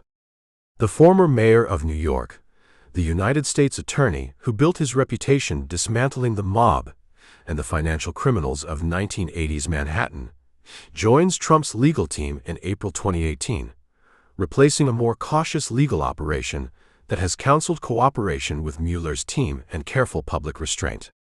Giuliani brings the opposite approach, Maximum aggression, total public warfare, the transformation of the legal defense into a political campaign. He appears on television with a frequency that his colleagues find alarming and his client finds satisfying, attacking Mueller's team as partisan Democrats, questioning the investigation's legitimacy, previewing legal arguments in cable news interviews before they are made in formal filings. His relationship with Trump is built on a shared vocabulary, the combative New York vernacular of men who have spent careers in courtrooms and boardrooms where the first principle is that offense is defense and that silence reads as weakness. Trump watches Giuliani's performances with the appreciation of an audience member who is also a producer, calling after appearances to offer notes, suggesting lines of attack, treating the legal defense as content. The arrangement is unconventional by any standard of legal practice. It is also, in its way, a perfect expression of the Trump theory of crisis management. There is no problem that cannot be reframed as someone else's problem. No investigation that cannot be countered with a louder counter-investigation. No accusation that cannot be answered with a more arresting accusation. What neither man fully grasps, in the combative energy of 2018, is that the strategy has a ceiling, that it can shape public opinion but cannot shape prosecutorial decisions, that it can win the political battle while the legal exposure it is designed to minimize continues to metastasize in ways invisible to the television audience. The report, when it finally arrives in March 2019, 448 pages delivered to Attorney General William Barr, who summarizes it in 4 pages that his own summary will later be found by a federal judge to have misrepresented, is simultaneously more and less than either side has claimed it would be. It documents, in granular and damning detail, the Russian interference campaign and the multiple contacts between Russian actors and Trump campaign officials. It documents 10 episodes of potential obstruction of justice by the president, described with specificity that makes them available to any reader willing to engage the text. It does not establish criminal conspiracy between the Trump campaign and the Russian government as a coordinated operation. It does not recommend indictment of the president, citing the Justice Department's long-standing policy against indicting a sitting president while leaving open the question of whether a sitting president who cannot be indicted can be said to have been exonerated. Mueller's specific formulation, while this report does not conclude that the president committed a crime, it also does not exonerate him, is precisely calibrated to prevent exactly the exoneration that Barr's summary declares. Trump declares total exoneration.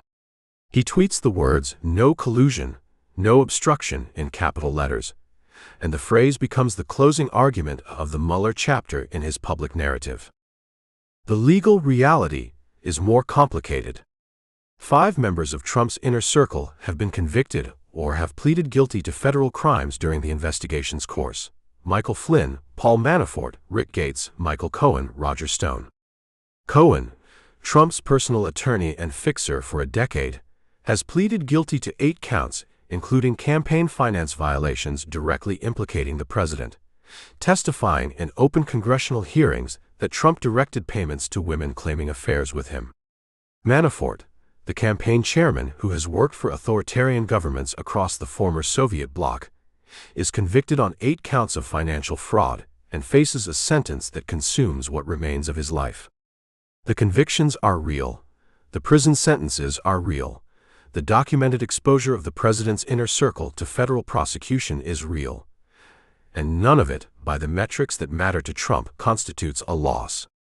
He has not been indicted. He has not been removed. He is still the president. By his own accounting system, the one he has been running since the day Mueller was appointed, this is a victory. Mueller testifies before Congress in July 2019, and the testimony is, by the almost universal assessment of observers across the political spectrum, a diminished performance. An elderly man reading from his report with the careful precision of someone who has been advised not to say anything beyond what the text already says, and who follows that advice so scrupulously that the hearing produces no news, no new narrative, no political recalibration. The moment that the Democratic Party has been waiting for. The moment of live confrontation between the nation's most respected law enforcement figure and the documented record of presidential misconduct arrives and dissipates without consequence. Trump watches the testimony from the White House and tweets his reactions in real time, and by the end of the day his team is celebrating. The investigation that began with the worst news of his presidency, the slump on the golf course, the admission that he was finished, has ended by the political mathematics of 2019 as something he can credibly call a win. But the habits of mind that the Mueller years have calcified, the conviction that institutions can be delegitimized through sustained rhetorical assault, that loyalty is the supreme political virtue, and its absence the supreme betrayal, that any constraint on his authority is by definition an act of aggression to be met with aggression, these habits have not dissipated with the report. They have hardened. And in a phone call already scheduled to a foreign leader whose country sits at the center of the next crisis, forming just beyond the horizon of the Mueller chapter's close, those habits are about to find a new and even more consequential application. Chapter 66. Economic Nationalism. The photographs from the G7 summit in Charlevoix, Quebec, in June of 2018, achieved the rare distinction of becoming, almost immediately upon their release, something more than documentary evidence of a diplomatic gathering. They became iconic in the way that only images which crystallize a historical rupture can become iconic, studied, reproduced, argued over. Each figure's posture and expression subjected to the interpretive scrutiny usually reserved for Renaissance paintings or crime scene photographs. In the most widely circulated image, Angela Merkel stood leaning forward across a table toward Donald Trump, her palms flat on the wood, her expression carrying the compressed frustration of a woman who has explained something carefully and completely and has received in return nothing that suggests the explanation was heard. Trump sat back in his chair with his arms crossed and his jaw set, looking up at the German chancellor with an expression that a sympathetic observer might have characterized as deliberate and an unsympathetic one as sullen. Around them, the other leaders of the Western Alliance, Macron, May, Abe, Trudeau, occupied their positions with the particular discomfort of people witnessing a confrontation they have no power to resolve and no graceful way to leave. Trump had arrived at Charlevoix, having already imposed steel and aluminum tariffs on Canada, Mexico, and the European Union, allies whose trade relationships with the United States had been constructed across 7 decades of post-war architecture, and he was hours away from departing the summit, early to fly to Singapore for his historic meeting with Kim Jong-un. He had, in the car on the way to the airport, instructed his team to withdraw the United States from the joint communiqué that the other 6 leaders had already signed, a final gesture of institutional contempt that his trade advisor Peter Navarro would subsequently describe on television as a special place in hell being reserved for any foreign leader who engaged in bad faith diplomacy with the American president. The remark was extraordinary by any prior standard of diplomatic conduct. Within the new standard the administration had established for itself, it was merely Tuesday. The world in which Trump's trade war took shape was one in which the post-Cold War economic consensus was already under significant structural stress from forces that preceded his presidency, but that his presidency had identified, amplified, and in certain respects accelerated. The statistics were not ambiguous. Between 2001, when China entered the World Trade Organization, and 2011, the United States had lost approximately 2.4 million manufacturing jobs to Chinese competition, a figure associated primarily with the research of economists David Autor, David Dorn, and Gordon Hanson, whose work on what they called the China shock had entered policy circles with the force of empirical revelation. The communities that had absorbed this shock, in Ohio, Michigan, Pennsylvania, Wisconsin, the arc of the industrial Midwest that had delivered Trump his electoral college majority, had not recovered in the way that economic models predicted they would. And the men and women who had spent their working lives in factories that no longer existed had not seamlessly redeployed into the service economy that was supposed to absorb them. They were older. They were angrier. And they had, in November 2016, voted for the first presidential candidate in the modern era who told them, without qualification or caveat, that they had been right to be angry, that the people who designed the trade deals had betrayed them, and that the betrayal would end.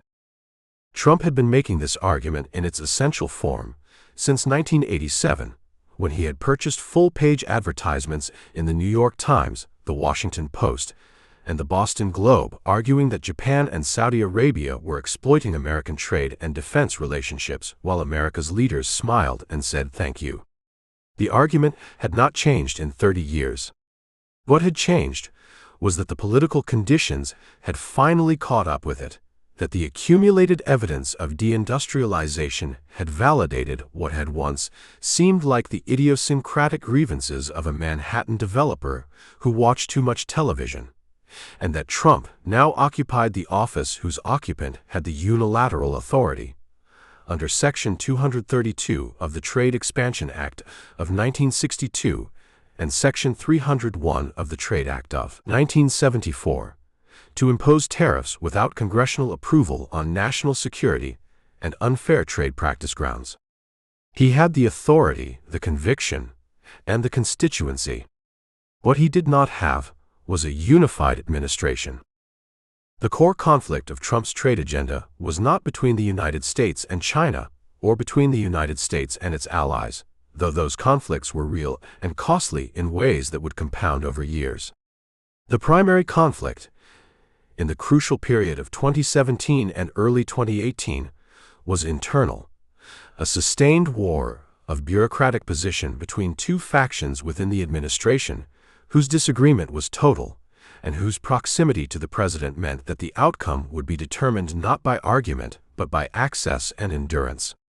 On one side stood the economic nationalists. Peter Navarro, the trade advisor whose book Death by China had made him, in Trump's eyes, the intellectual prophet of the administration's trade vision, and Robert Lighthizer, the United States trade representative, a trade lawyer who had spent decades in the Reagan administration building anti-dumping cases against Japanese steel, and who brought to the China question a practitioner's precision and a hawk's conviction. On the other side stood the globalists. Gary Cohn, the former Goldman Sachs president serving as National Economic Council Director, and Treasury Secretary Steven Mnuchin, both of whom viewed the tariff agenda with the alarm of men who had spent their careers in the financial system that free trade had built, and who understood, with the intimacy of practitioners, how quickly a trade war's collateral damage could metastasize through supply chains and financial markets and the confidence indices that governed business investment. For the better part of a year, these factions competed for the president's attention and his signature, and the outcome of each engagement depended less on the quality of the arguments than on who was in the room. Trump was genuinely persuadable in both directions on any given day, and the people around him understood that the way to move him was not to marshal evidence.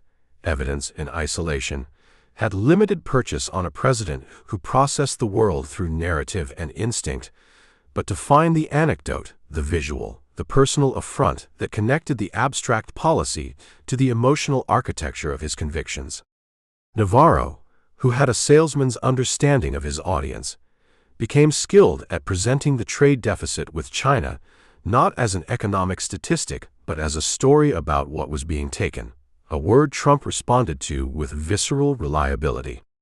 Cohn, whose Goldman background had given him fluency in the language of markets, and whose physical presence, he was large, confident, accustomed to commanding rooms, made him an effective counterweight in direct presidential access, fought a rearguard action that delayed but ultimately could not prevent the tariff escalation.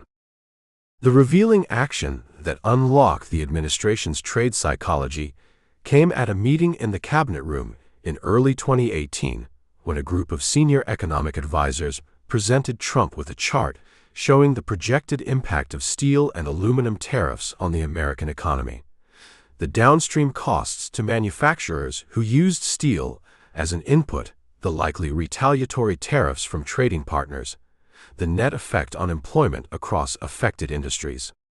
The analysis was careful, multivariate, the kind of work that economic professionals produce to demonstrate that reality is more complicated than a single variable. Trump studied the chart for a moment. Then he pointed to the line showing the projected benefit to domestic steel producers, a smaller number, more concentrated, more geographically specific, and told the room, according to people present, that this was what he wanted. Not the net effect. The specific effect. The steel workers in Pennsylvania and Ohio and West Virginia, who would go back to work if the tariffs protected their industry from Chinese competition priced below cost, those were the people he was thinking about. And no chart that averaged their gains against the diffuse costs borne by consumers and downstream manufacturers was going to change that arithmetic, because the people who would pay those diffuse costs weren't the people who had voted for him, and weren't the people who came to his rallies, and weren't the people whose faces he saw when he described what he was trying to do. It was, as a matter of economic reasoning, vulnerable to significant critique. As a matter of political reasoning, it was precise. Robert Lighthizer occupied a position in the trade drama that was, in some ways, the most clarifying of any figure in the economic nationalism project. Unlike Navarro, who was an academic provocateur whose influence derived almost entirely from his relationship with Trump, Lighthizer was a professional's professional, a man who had navigated the Reagan Treasury, built a private trade law practice of genuine distinction, and thought about the structural problem of China's state-directed economic competition with the rigor and patience of a lawyer building a case across a career. He believed, with the conviction of someone who had watched Japan's managed trade practices up close in the 1980s, that China's system, its subsidized state enterprises, its forced technology transfer requirements, its currency management, its systematic violation of intellectual property norms, constituted a genuine threat to American economic primacy that the WTO framework was structurally inadequate to address.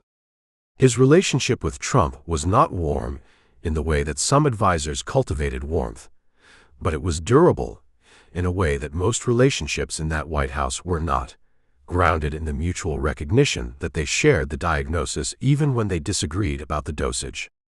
Trump trusted Lighthizer's expertise in the way he trusted Mattis's military bearing, as evidence of a competence that he himself did not possess, and that he therefore valued in the specific and somewhat transactional way of a man who knows what he needs. The tariffs themselves arrived in sequence through 2018, each round provoking the retaliatory response that Cohn and his allies had predicted, and that the nationalists had either discounted or, in some cases, welcomed as evidence that the confrontation was genuine. In March 2018, the steel and aluminum tariffs, 25% on steel, 10% on aluminum, took effect against most trading partners, with exemptions subsequently negotiated for some allies. In July, the first tranche of tariffs on Chinese goods took effect, covering $34 billion in imports. China retaliated the same day with equivalent tariffs on American agricultural products, a targeting that was not random.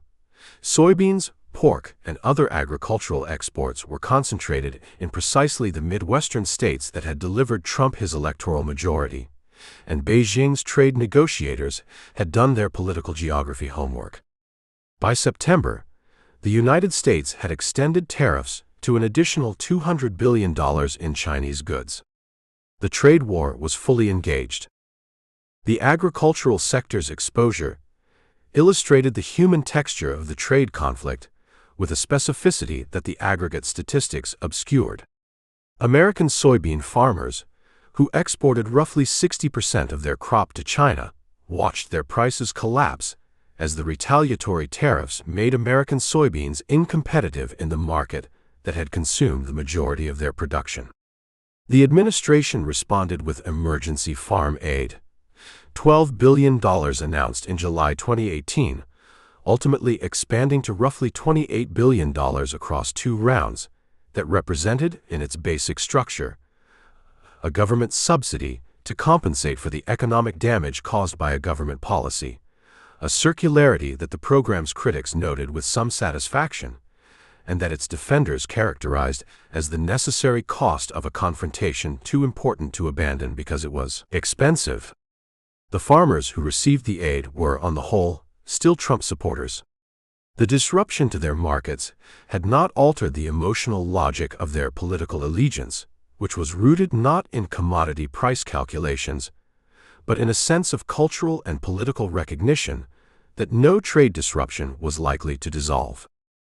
The renegotiation of NAFTA, which Trump had called the worst trade deal ever made with the consistency of a man who returns to a favorite phrase because it has always worked, produced what was ultimately rebranded as the United States-Mexico-Canada Agreement and signed in November 2018.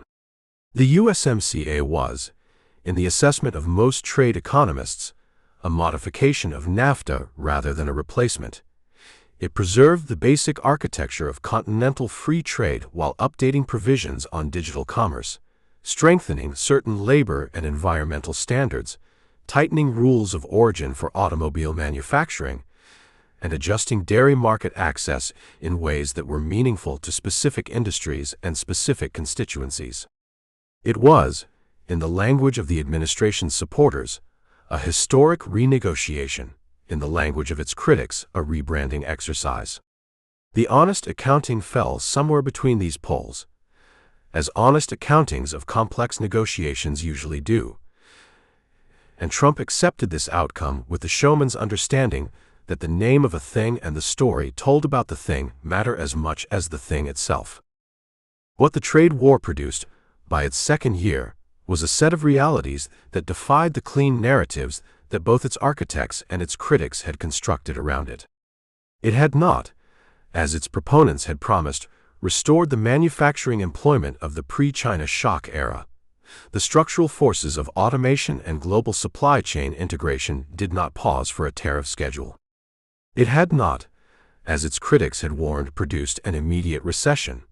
The American economy continued to grow through 2018 and into 2019. Though the manufacturing sector contracted and business investment slowed as companies absorbed the uncertainty of an unresolved commercial conflict with the world's second-largest economy. It had extracted from China a Phase 1 trade agreement signed in January 2020 that committed Beijing to purchasing additional American agricultural and energy exports in quantities that China would not ultimately meet, while leaving the structural questions of subsidies, technology transfer, and state enterprise competition, the issues that Lighthizer had identified as the real stakes, substantially unresolved. What no tariff schedule could reach, what no trade agreement could address, was the microscopic biological event unfolding in the wet markets and laboratory facilities of Wuhan, China, in the final weeks of 2019. A development that would arrive on the shores of the global economy with a force that made the entire architecture of the trade war, the Section 232 investigations, the retaliatory soybean tariffs, the USMCA signing ceremonies, look, in retrospect, like an argument conducted on the deck of a ship that neither party had yet noticed was taking on water. Chapter 67. The First Impeachment. The transcript is released at his own instruction. This is the fact that history will find most difficult to fully absorb, that the document which triggers the first impeachment of Donald Trump, the reconstructed record of a telephone conversation between the president and the leader of Ukraine that his own advisors have described to one another in terms ranging from crazy to a drug deal, is released to the public by Trump himself, voluntarily, as a defensive measure, in the conviction that its contents will exonerate him. He has been told, by lawyers and by political advisers whose counsel he has solicited and ignored in the same motion, that releasing the transcript is inadvisable. He releases it anyway.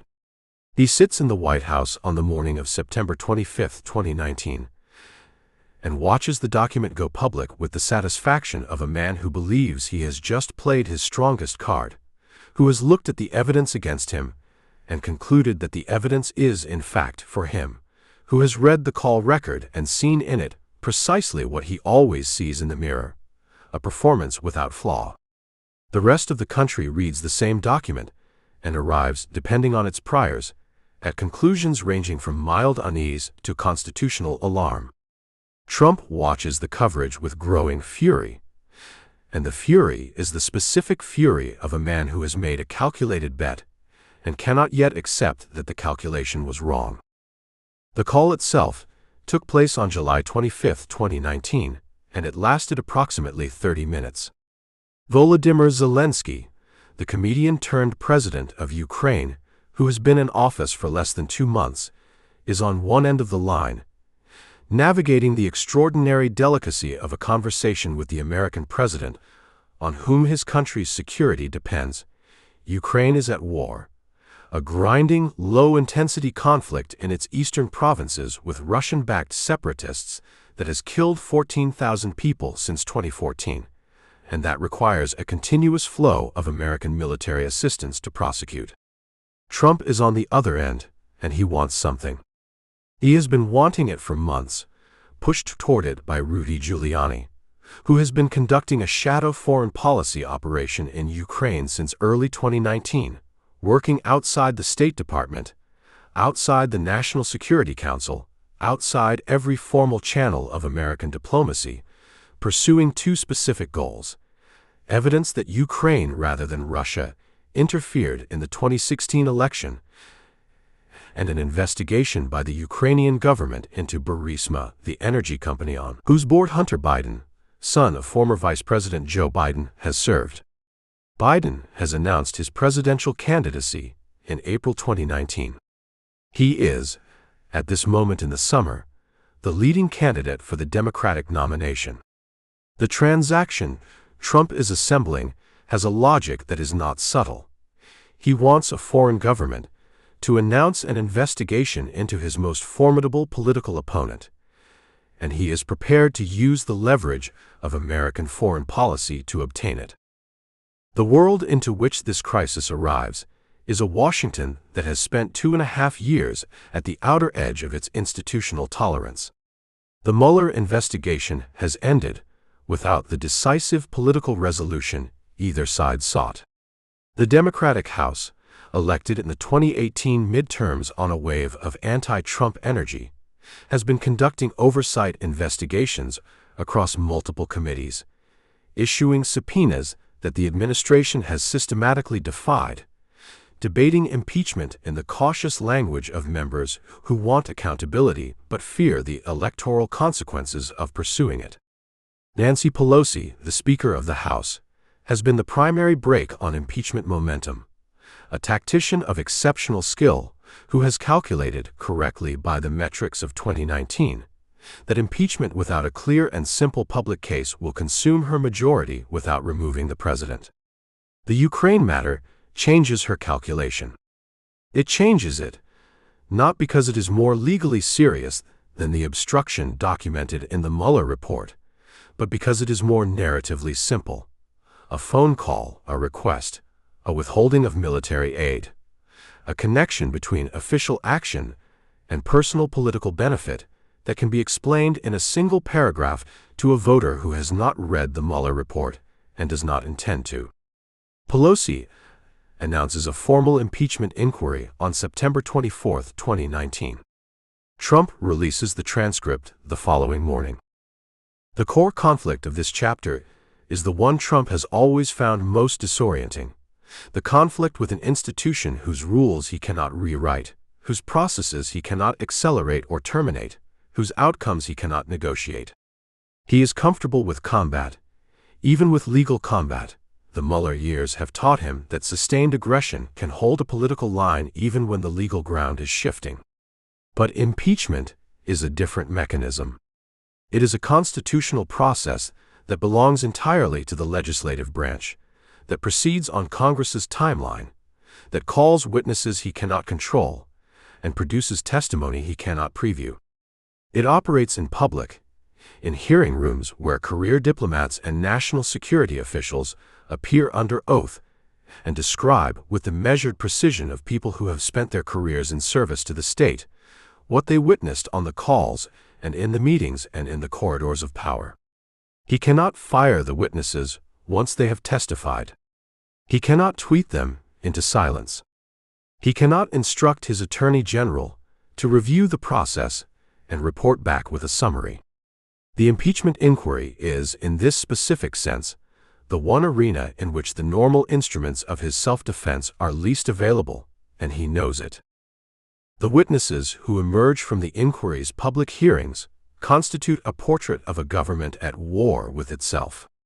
William Taylor, the acting ambassador to Ukraine, testifies that he was told explicitly that military aid to Ukraine was conditioned on the public announcement of investigations into the Bidens and into the 2016 election. Gordon Sondland, the hotelier-turned ambassador to the European Union, who has donated $1 million to Trump's inaugural committee, and whose appointment is the transaction made visible, testifies that there was a quid pro quo. He uses the phrase himself in his opening statement with the blunt directness of a man who has decided that accuracy is now the safest available strategy, and that everyone was in the loop. Fiona Hill, the National Security Council's top Russia expert, testifies with a clarity and a controlled anger that electrifies the hearing room. She describes a domestic political errand being run by Giuliani and Sondland in parallel with and in contradiction of official American foreign policy, and she warns the Republican members of the committee, directly and without diplomatic softening, against propagating a fictional narrative about Ukrainian interference in 2016 that serves Russian strategic interests. The testimony is devastating by any objective measure. It is also, in the political environment of late 2019, insufficient to move the Republican Senate that will ultimately decide the president's fate. The revealing action that most precisely locates Trump's character in this chapter is not the phone call itself, though the call is damning enough. It is the text message exchange that Sondland sends to Taylor on September 9, 2019, after Taylor has expressed alarm in writing about the apparent conditioning of military aid on political investigations. Sondland writes in a message that his own testimony will later reveal was sent after a conversation with Trump. The president has been crystal clear, no quid pro quos of any kind. The message is sent at Trump's direction, with Trump's specific language, to create a documentary record contradicting the arrangement that multiple officials have already understood to be in place. It is, in miniature, the same operation Trump has run across the entirety of his public life, the retroactive creation of a paper trail designed to overwrite the actual record, the manufacture of a formal denial timed not to the moment of the act, but to the moment of the inquiry into the act.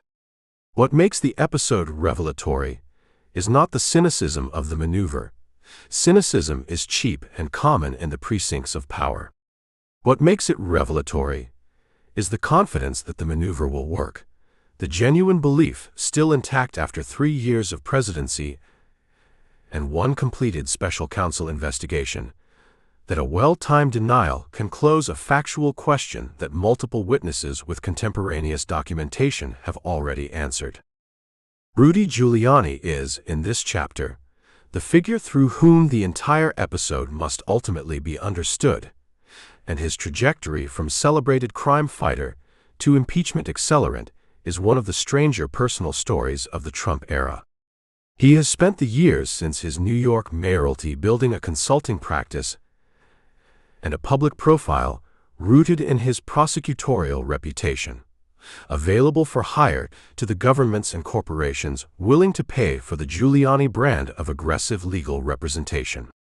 He comes to Trump's orbit in the campaign years as a loyalist and an attack dog, the man willing to go on television and say what Trump's more cautious advisors will not. By 2019, he has become something more operationally significant, the conductor of a shadow foreign policy that bypasses every formal channel and answers to no oversight mechanism except Trump's own desires. His work in Ukraine, meeting with Ukrainian officials, pressuring them to open investigations, communicating the conditions attached to American policy, is conducted with a visibility that his colleagues in the formal foreign policy apparatus find baffling. He is not hiding. He is on television, describing his activities. He is sending text messages on unsecured phones and meeting with figures whose connections to Ukrainian oligarchs and Russian intelligence the State Department's own records document. He is a man who has spent his career understanding evidence and who is, in this chapter, generating evidence against himself and his client with the productive energy of someone who does not fully grasp that the rules he once enforced now apply to him. The House votes to impeach on December 18, 2019. The first article, Abuse of Power, passes 230 to 197.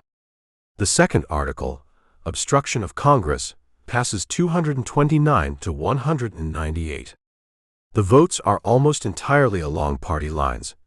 2 Democrats vote against the first article, 1 against the second. No Republicans vote for either.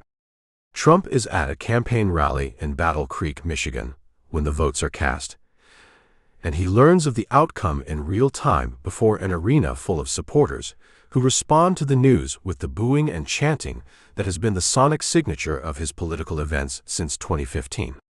He stands at the podium and describes the proceedings as a witch hunt, a hoax, a sham. The vocabulary is unchanged from the Mueller years, and the crowd receives the familiar words with the familiar energy. And for the duration of the rally, the impeachment is successfully reframed, in this room at least, as a persecution rather than a constitutional judgment. He speaks for over 2 hours.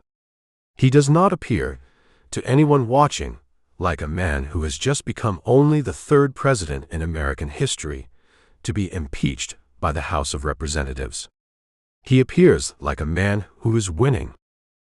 The Senate trial, which begins in January 2020 and concludes on February 5, produces the outcome that has been visible since the House voted.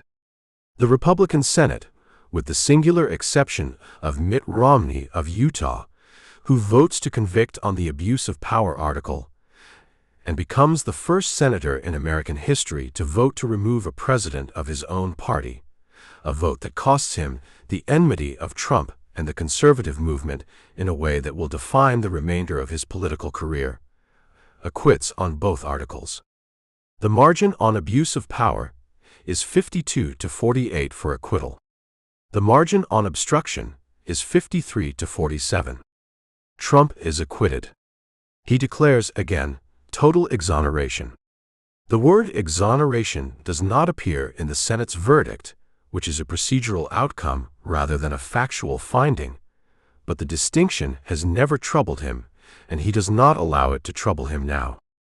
What the first impeachment leaves behind is not a legal scar, the acquittal prevents that, but something more diffuse and more durable, a demonstrated proof of concept. He has been impeached, and he has survived.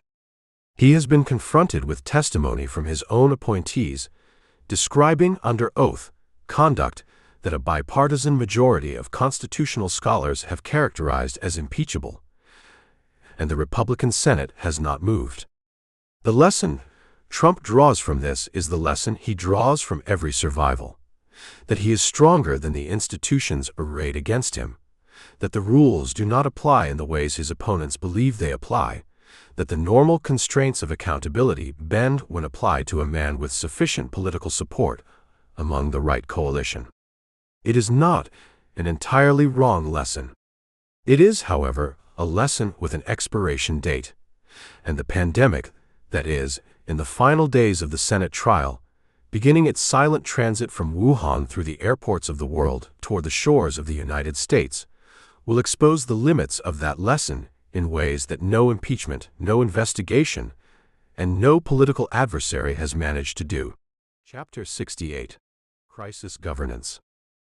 The briefing room at the White House had been reconfigured for the pandemic the way a theater is reconfigured for a different kind of play, The podium moved, the backdrop changed, the cast expanded to include men and women in the particular professional attire of public health emergency. And yet somehow the staging retained the essential character of every performance that had preceded it. The cameras were in the same positions. The press corps occupied the same seats. And Donald Trump, standing at the center of it all on the evening of March 13, 2020, having just declared a national emergency freeing up $50 billion in federal disaster relief, was working the room with an energy that suggested he had found, in the existential crisis now engulfing his presidency and his country, something that functioned, despite everything, like purpose. He introduced the executives from Walmart and Target and CVS and Walgreens and Roche with the pride of a man presenting his own deal. Each handshake a performance of command, each introduction a signal to the watching country that the private sector had been mobilized, that the machinery of American capitalism was being brought to bear on the invisible enemy. The executives stood at the lectern with the careful expressions of people who understood they were participants in something that exceeded their normal operational vocabulary. The rose garden behind the glass doors was bright with early spring light. The markets, which had lost 30% of their value in the previous 3 weeks in the fastest crash since the Great Depression, were for the moment stabilizing.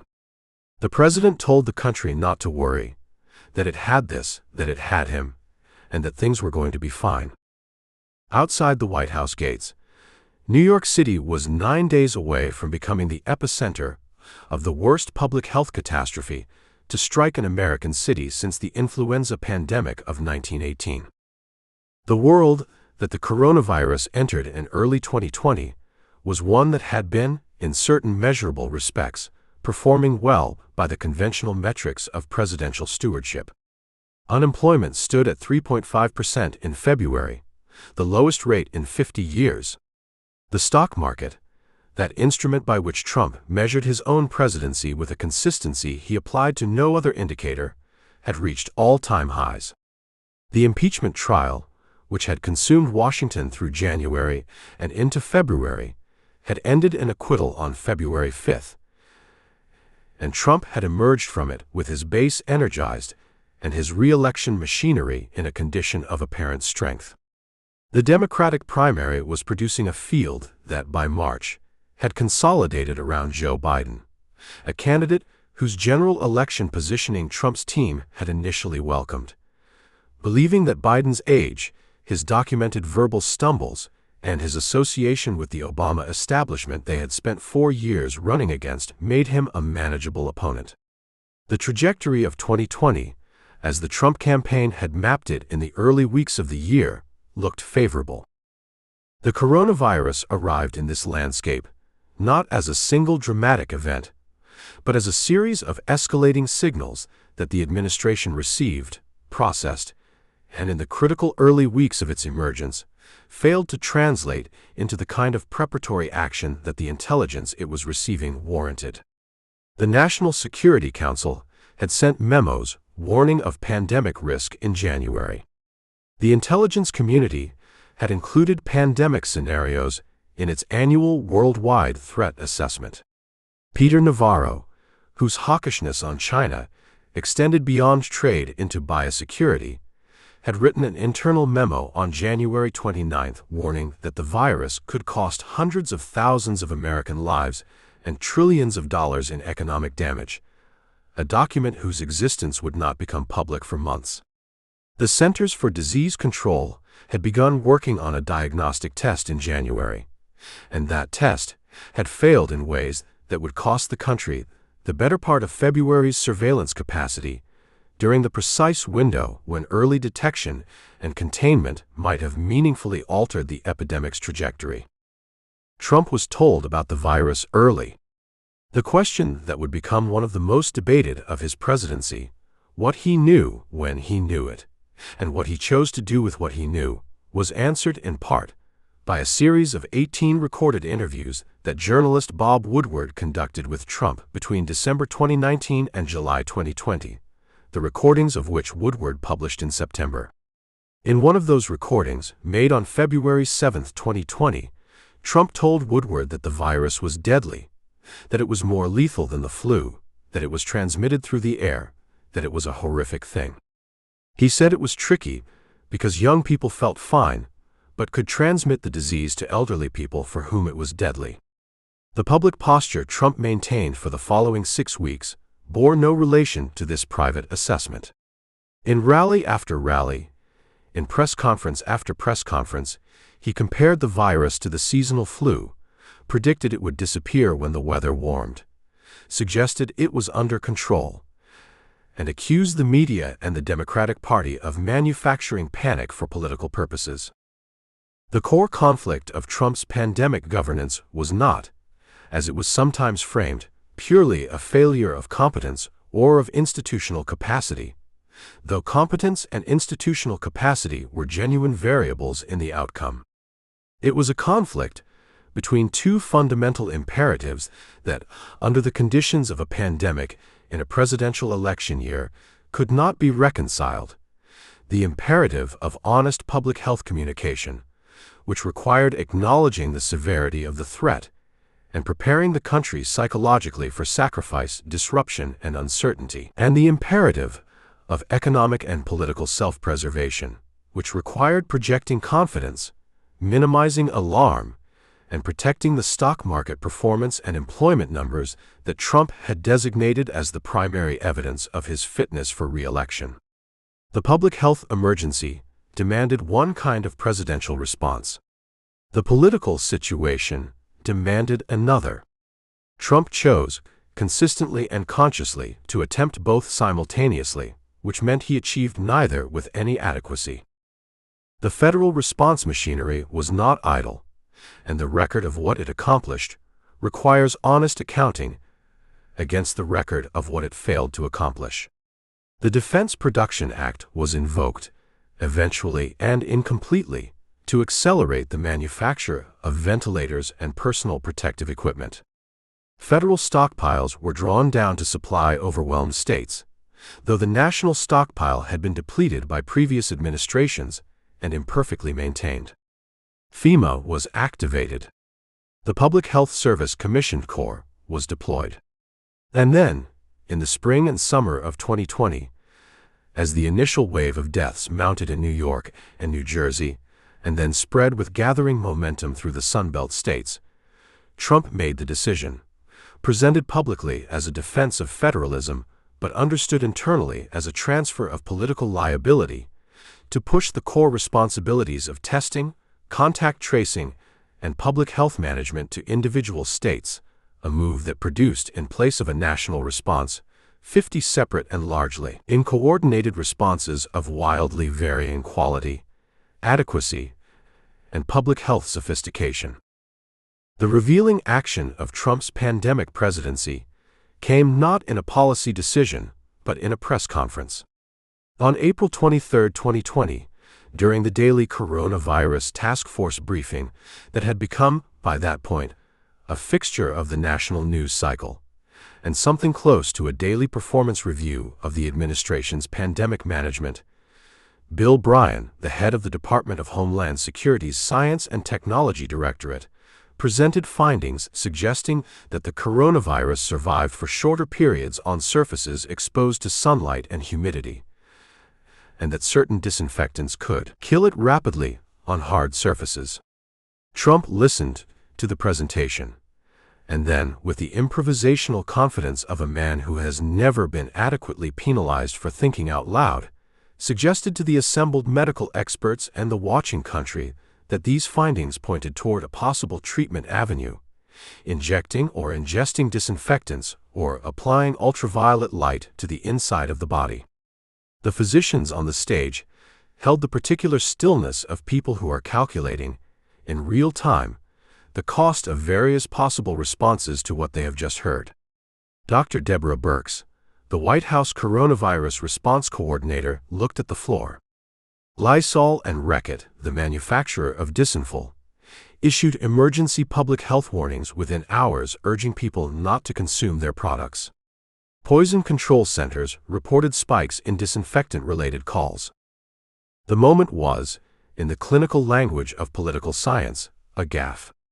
In the more honest language of character assessment, it was a perfect distillation of the governing psychology that had produced both Trump's genuine accomplishments and his most serious failures, the improvisational intelligence that could generate unexpected connections, and that had, in the right context, produced the kind of outside-the-box thinking that moved bureaucracies, combined with the complete absence of an internal editor, the lack of any mechanism for self-correction before the words left his mouth, and the bottomless confidence that his own reasoning, conducted in public and in real time, was worth the country's attention regardless of where it led. The figure whose relationship with Trump most completely defined the pandemic's public face, and whose trajectory through the crisis illuminated the administration's deepest tensions about expertise and authority, was Dr. Anthony Fauci, the director of the National Institute of Allergy and Infectious Diseases, who had served as the country's leading public voice on infectious disease for 6 presidents before the 7th put him on television every day, and then began, incrementally and then with gathering speed, to undermine him. Fauci was 80 years old in experience, if not in biological age, a physician-scientist whose communication gifts, the Brooklyn directness, the willingness to say he didn't know when he didn't know, the ability to translate immunological complexity into the language of the anxious layperson, had made him, in the early months of the pandemic, one of the most trusted public figures in the country by polling measures that Trump noted with the competitive attention he applied to all popularity metrics. The tension was structural before it became personal. Fauci operated according to the norms of scientific evidence, which required acknowledging uncertainty, revising assessments as data changed, and recommending actions whose short-term costs to economic activity and personal freedom were significant. Trump operated according to the norms of the confidence economy, where uncertainty was weakness, revision was inconsistency, and economic disruption was electoral death. Their relationship began in the collegial proximity of the daily briefings and deteriorated across the months of 2020 into something that functioned less like a professional disagreement and more like a Cold War conducted through press statements, anonymous quotes to reporters, and the pointed absence of the other's name in presidential tweets. Operation Warp Speed was the exception, the place where the administration's instincts for speed, private sector partnership, and the aggressive subordination of bureaucratic caution to outcome produced something that will stand, whatever verdict history renders on the rest of the pandemic response, as a genuine achievement of consequential scale. The program, announced in May 2020, committed approximately $18 billion in federal funding to accelerate the development, manufacturing, and distribution of a coronavirus vaccine, with the explicit goal, derided by many public health experts as dangerously optimistic, potentially politically motivated, and inconsistent with the normal timelines of vaccine development, of producing a safe and effective vaccine by the end of 2020.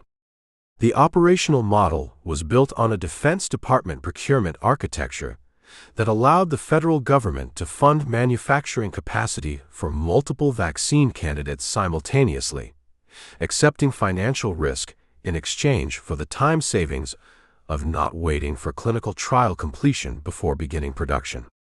It was, in its basic logic, a bet, a massive federally funded bet that at least one of the candidates would work, and that the cost of manufacturing doses that might never be needed was justified by the months of lag time that would otherwise separate approval from deployment. Moncef Slaoui, the Belgian-American vaccine scientist recruited from his position on the board of GlaxoSmithKline to serve as the program's chief scientific advisor, brought to warp speed the credibility that the administration's political appointees could not supply. He was not a political figure. He had no allegiance to the administration's electoral interests.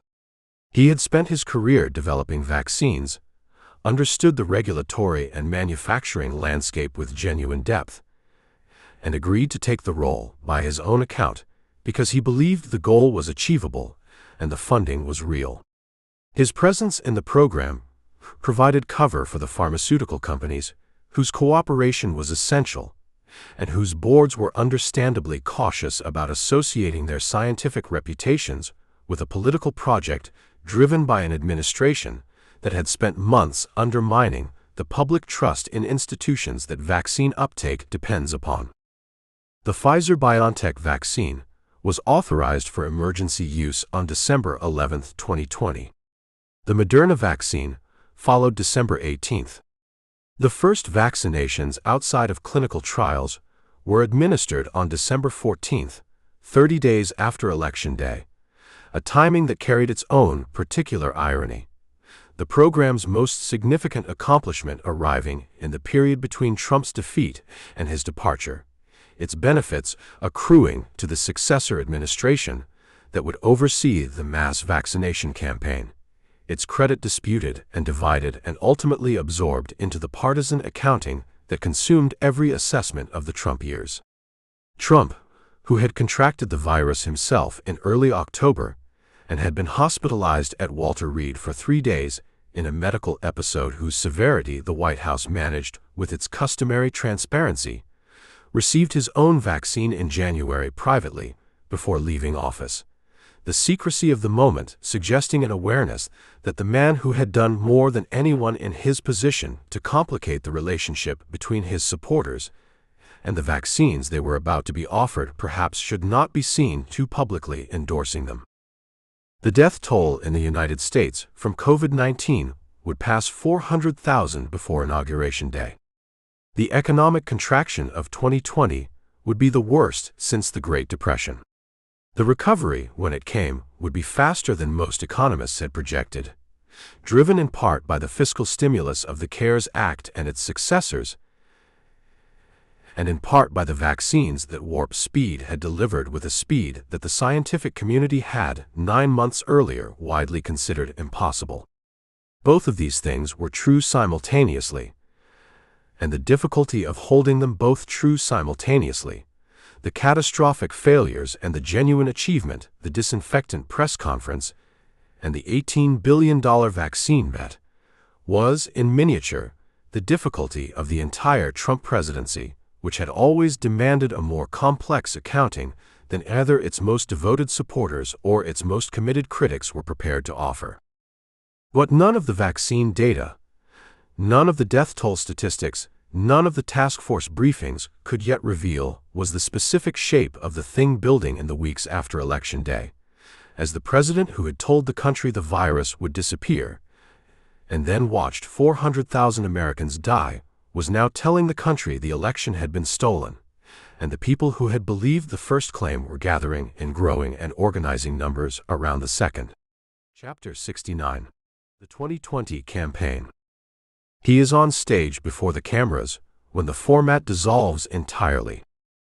It is the evening of September 29, 2020, at Case Western Reserve University in Cleveland, and the first presidential debate between Donald Trump and Joe Biden has been scheduled for 90 minutes and has lasted, in any meaningful sense, approximately 12. What follows the opening exchanges is something that the moderator, Chris Wallace of Fox News, a man who has spent 4 decades in the most combative precincts of American broadcast journalism, will later describe as the worst professional experience of his career. Trump interrupts. He interrupts Biden's answers. He interrupts Wallace's questions. He interrupts the interruptions. He deploys the technique with the systematic energy of a man who has calculated, correctly, that his opponent's primary vulnerability is the verbal stumble, the lost thread, the moment when age or circumspection or simple human surprise causes a speaker to lose the sentence he was building. He is trying to create those moments, manufacturing chaos as a tactical instrument, flooding the zone in the specific way that has been the signature of his political style since the Republican primary debates of 2015. Biden, to his credit, holds more than he loses, at one point turning directly to the camera and addressing the television audience over Trump's head, at another telling Trump, with a flat directness that surprises the room, to shut up, man. But the debate is not a debate. It is a demolition derby, and Trump is the one who has brought the wrecking ball. And the country watches with the particular exhaustion of people who know that the spectacle in front of them is historic and cannot quite bring themselves to look away from it. Trump, watching the post-debate coverage from the holding area, is pleased. His team is not entirely pleased. Some of his advisors will later say carefully that the performance was not optimal, but their concern is subordinate to his satisfaction, and his satisfaction is the only metric that has ever governed the operational decisions of this campaign. He has dominated. He has controlled the environment. He has made Biden react rather than act. By his own criteria, these things constitute a win. And the polling and the days that follow, which shows Biden's lead widening, which shows independent voters recoiling from the evening spectacle, which shows the single most memorable exchange of the night to be Biden telling the President of the United States to shut up, does not revise his assessment. He has always been a man who trusts his performance instincts over the external data, and his instincts tell him he won.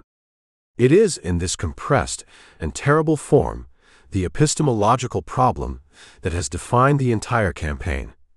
The gap between what Trump experiences and what the country is experiencing has never been wider, and neither the gap nor his imperviousness to it will narrow before November. The world into which the 2020 campaign arrives is one that has been physically, economically, and psychologically remade by an event that no campaign infrastructure, no polling model, and no political instinct has been built to navigate. The coronavirus pandemic, which reaches American shores in force in March 2020, has by the autumn killed more than 200,000 Americans, has thrown 40 million people out of work in the sharpest economic contraction since the Great Depression, has closed schools and businesses and houses of worship, has reduced public life to a set of risk calculations that every family in the country is making individually and in the absence of clear federal guidance. The Trump administration's response to the pandemic, the months of minimization, the ventilator shortages, the confusion over masks and distancing, the disbanding of the National Security Council's Pandemic Preparedness Office in 2018, the president's own public declarations that the virus would disappear, that it was no worse than the flu, that it would be gone by Easter, has become the central indictment of his presidency. It is not an indictment he accepts. He has never accepted it. He has spent the spring and summer arguing with his own public health officials in press briefings that become daily spectacles of institutional dysfunction, suggesting remedies that his medical advisors find alarming, and attacking the governors of Democratic states who have imposed restrictions he characterizes as government overreach. By September, the pandemic has become, in the political geography of the election, a referendum. Not on his specific policy choices, which are complex enough to admit of genuine debate, but on his basic fitness to manage a national crisis, which is the simpler question that voters answer at the ballot box. Biden has built his campaign almost entirely on this question. Where in 2016 the Democratic nominee was a figure of maximum political establishment, credentialed, professional, and in her very competence emblematic of the distance between institutional power and working-class experience, the 2020 nominee is a man who has constructed an identity around ordinariness, around loss, around a personal biography of grief and recovery that he deploys with the ease of long practice. Biden's pitch is simple to the point of being deliberately unadorned. Decency, competence, a return to the normal rhythms of American governance. He does not campaign as a progressive revolutionary. He campaigns as an antidote. His basement bunker approach to the pandemic, the limited public events, the drive-in rallies with honking cars replacing crowd noise, these are, simultaneously, a sensible public health accommodation and a shrewd political strategy, insulating him from the kind of gaffe-prone overexposure that has damaged him in previous campaigns, and allowing the election to be, as his advisors intend it to be, a referendum on the incumbent rather than a choice between two candidates. Trump's core conflict in 2020 is a version of the conflict he has faced at every crisis of his public life, but scaled to an entirely new magnitude. He is fighting a war on two fronts simultaneously, and the fronts are incompatible. On one front, he must manage the pandemic, must be seen to be responding, must produce vaccines with sufficient speed to demonstrate executive competence, must navigate the specific demands of a public health emergency that requires the precise qualities he has the most difficulty projecting: consistency, deference to expertise, patience, the willingness to deliver bad news without softening it into untruth. On the other front, he must run a campaign. And his campaign theory, the theory that has worked in 2016, the theory his instincts endorse over every consultant's caution, requires maximum energy, packed arenas, the feedback loop of live crowds, the specific electricity of the rally environment that has always been his primary political resource. He cannot do both. He cannot fill arenas during a pandemic without becoming, himself, evidence of the recklessness that his opponent is using against him. He fills them anyway. Tulsa in June, when the campaign returns to live events, produces an indoor rally with poor ventilation and no mask requirement that becomes a public health and a public relations disaster. The crowd is smaller than anticipated. The staging of the event is used by critics as an exhibit in the indictment of his pandemic management. And Herman Cain, the former presidential candidate who attends the rally, dies of COVID-19 3 weeks later. Trump continues the rallies. They are, for him, not optional. They are oxygen. The revealing action arrives in early October, in a sequence so dense with implication that its full significance takes months to unpack. Trump tests positive for COVID-19 on October 1, 2020, and is admitted to Walter Reed National Military Medical Center on October 2. The White House manages the disclosure of his condition with the opacity that has characterized its management of all information it regards as potentially damaging. The initial statements are vague about the timeline of his diagnosis, about his symptoms, about whether the public has been exposed at a recent event. What is known, through contemporaneous reporting and later disclosures, is that Trump has been told he has tested positive before attending a September 26 Rose Garden event for Amy Coney Barrett's nomination, and has attended it anyway. The event, the same outdoor gathering that becomes known as a superspreader cluster, is attended by dozens of senior administration officials, senators, and guests, a significant number of whom subsequently test positive. Trump's decision to attend, while knowing his own status, is the keyhole through which his character in this campaign, and perhaps in this presidency, can be most precisely examined. It is not a decision born of malice, or at least the evidence does not support that construction. It is a decision born of the same philosophy that has animated every major choice of his public life, that will, projection, and the refusal to concede weakness to circumstance can override the objective constraints of reality. The virus, in his taxonomy, is a thing to be dominated, to be refused the legitimacy of a genuine threat, to be treated as the enemy treats enemies, with contempt and aggression. He is wrong, and the wrongness costs people around him their health, and he does not, cannot, in any register that his advisors find accessible, acknowledge this. He returns from Walter Reed 4 days later, in a sequence staged for maximum theatrical impact: the helicopter landing on the South Lawn, the walk up the stairs to the Truman balcony, the removal of his mask in a gesture timed for the cameras, the video released that evening in which he tells Americans not to let the virus dominate their lives. The performance is extraordinary in its confidence and, to his critics, extraordinary in its irresponsibility. He has been treated with an experimental antibody cocktail and a regimen of drugs unavailable to the general public,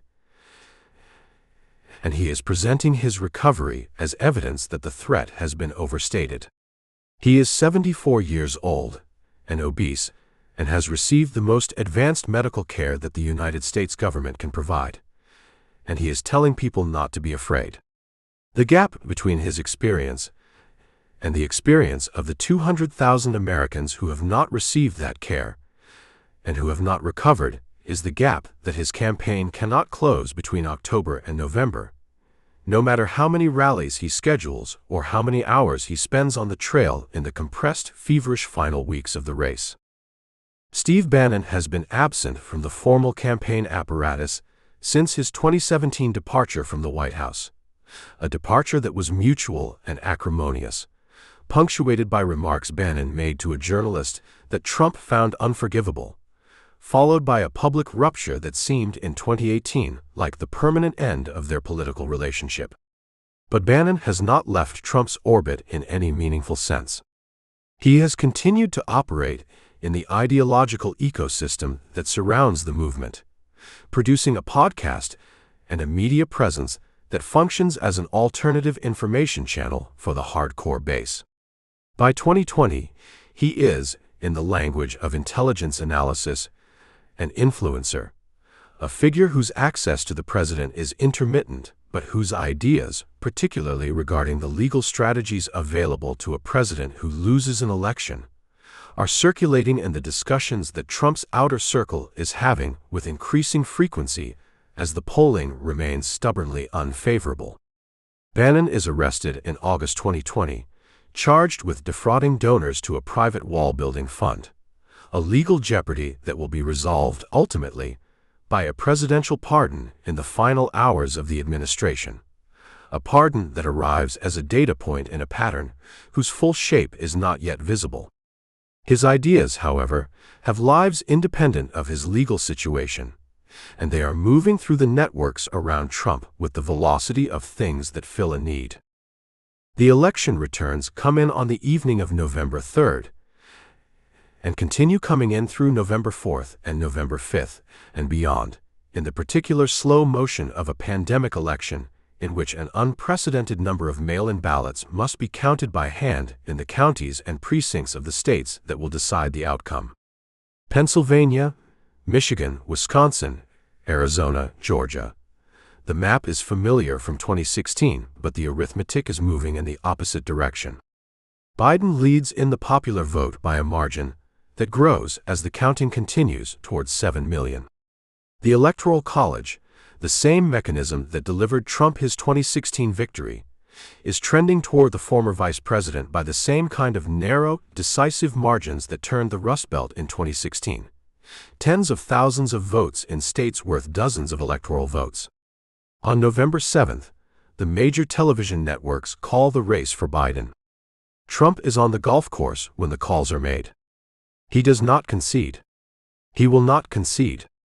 He has already spent the preceding days, as the counts have moved against him, declaring fraud, not alleging fraud with evidence that supports the allegation, but asserting fraud as a conclusion that the evidence must eventually be found to support, deploying the same epistemological reversal that has characterized his relationship to unwelcome reality since the crowd-size statement on the second day of his presidency. He has lost. By every metric that American democracy has used to measure the outcome of presidential elections for 2.5 centuries, the popular vote, the Electoral College, the certified counts of the states, the judgments of courts from the district level to the Supreme Court, the assessments of his own Attorney General and his own election security officials, he has lost. And in the 73 days between the network's call and the scheduled transfer of power on January 20th, the question of what a man who has spent his entire life refusing to accept the verdict of any process he does not control will do with the full remaining powers of the American presidency is about to receive an answer that no one who has studied him carefully should find surprising, and that the country, nonetheless, is not prepared for. Chapter 70. The Contested Outcome. The map on the screen in the East Wing dining room had not changed in the way Donald Trump needed it to change, and the people who understood him best knew, by the particular quality of his silence in those early morning hours of November 4, 2020, that something fundamental had shifted in the architecture of the night. He had watched the returns come in from Florida with the satisfaction of a man reading confirmation of what he had always believed about his own indispensability, and Florida had delivered the margins in Miami-Dade, the Cuban-American precincts, the I-4 corridor numbers that the networks processed with visible surprise. He had felt the room around him lift with the particular electricity of people who are watching a prediction they had been told was foolish turn out to be true. And then the Midwest had begun to report, and the numbers in Wisconsin and Michigan and Pennsylvania had moved in the direction that the people around the screens had been quietly dreading, and the president had retreated to his preferred instrument of unmediated communication and told the country at 2:30 in the morning that he had won, that a fraud was being perpetrated against the American people, that votes were being manufactured in the dark, that the election was being stolen from the people who had rightfully won it. No evidence existed for any of these claims. That was not, in the hours before dawn on November 4th, the operative consideration. The world in which the post-election contestation unfolded was one whose psychological and institutional infrastructure had been stressed in ways that made the events that followed more comprehensible, if not more excusable, by nearly 4 years of deliberate norm erosion. Trump had spent his presidency teaching his supporters that the institutions they had previously treated as legitimate arbiters of American life, the intelligence community, the federal judiciary, the mainstream press, the academic establishment, the administrative apparatus of the state, were corrupted instruments of a hostile elite, and that their findings and verdicts and coverages were not to be trusted when they conflicted with what the president told them was true. This was not an incidental feature of the Trump political project. It was central to it, the epistemological foundation on which the entire edifice rested. A president who controls what his supporters regard as real has, in the relevant sense, unlimited authority among them, because every counterclaim, no matter how well evidenced, can be dismissed as evidence of the very corruption it is supposedly disproving. The claim that the election had been stolen was not a departure from the Trump method. It was its culmination. The legal campaign that followed was, by the accounting of the courts that received it, something close to a nullity. The Trump campaign and its allied organizations filed more than 60 lawsuits in state and federal courts across the contested states, challenging everything from the validity of mail-in ballots to the conduct of election observers to the fundamental integrity of voting machine systems. The courts, state courts and federal courts, presided over by Republican appointees and Democratic appointees, including judges whom Trump himself had placed on the federal bench, rejected these challenges with a consistency and, in several cases, a judicial sharpness that left no serious ambiguity about their legal merit. Judges found that the evidence offered in support of the fraud claims was absent, speculative, or directly contradicted by the factual record. William Barr, the Attorney General who had served Trump with a fidelity that had made him, in the eyes of the administration's critics, the president's personal lawyer rather than the nation's, told the Associated Press in December that the Justice Department had found no evidence of fraud sufficient to have changed the election's outcome. He resigned shortly thereafter. The core conflict of the post-election period was one that played out not in courtrooms, but in the space between what Trump's advisers knew to be true and what Trump required them to say. This was not a new tension in the administration. The gap between private acknowledgement and public performance had been a structural feature of working for Trump since the earliest days of the White House, but it had never operated under such high-stakes conditions, with such concentrated pressure, and with the specific moral weight that came from being asked not merely to spin a policy outcome, but to participate in the dismantling of an election result. On one side stood the lawyers and advisers who had operated within the recognizable boundaries of American political combat. Men like campaign manager Bill Stempien, White House counsel Pat Cipollone, and the senior Republican officials in the contested states, people who told Trump, in the direct language of people who understood they were likely ending their relationships with him, that the legal avenues had been exhausted and the evidence was not there. On the other side stood a group of figures operating with an intensity that their colleagues described in contemporaneous accounts as detached from the constraints of evidentiary reality. Rudy Giuliani, whose press conference at Four Seasons Total Landscaping in Philadelphia on November 7th became an instant symbol of the campaign's operational state. Sidney Powell, who promised to release a kraken of election fraud evidence that never materialized into anything a court found credible. And John Eastman, a constitutional law professor who had constructed a legal theory arguing that Vice President Mike Pence possessed the unilateral authority to reject certified electoral votes on January 6, a theory that the Vice President's own counsel described in a memo as not only wrong but potentially illegal. Trump moved toward the people who told him what he needed to hear, as he had always done, and away from the people who told him what the evidence showed, as he had always done. The personnel of his final weeks in power reflected this tendency with clarifying precision. Mark Meadows, the chief of staff, had spent the post-election period oscillating between the two camps with the exhausted pragmatism of a man who understood both the legal reality and the presidential psychology, and had concluded, perhaps correctly, that direct contradiction was less useful than managed proximity. He was present for meetings of extraordinary recklessness without always stopping them, a posture that the January 6th Congressional Committee would later examine at length. Michael Flynn, who had been pardoned by Trump in November after his conviction, attended meetings in the White House in December, at which, according to witnesses, he suggested the possibility of deploying military assets to rerun elections in contested states, a proposal that even the most senior figures in the room rejected as without any basis in law or constitutional authority. The revealing action of the entire post-election period, the moment that serves more than any other as the keyhole into what these weeks disclosed about Trump's character and his conception of power, came not in a tweet or a press conference but in a phone call.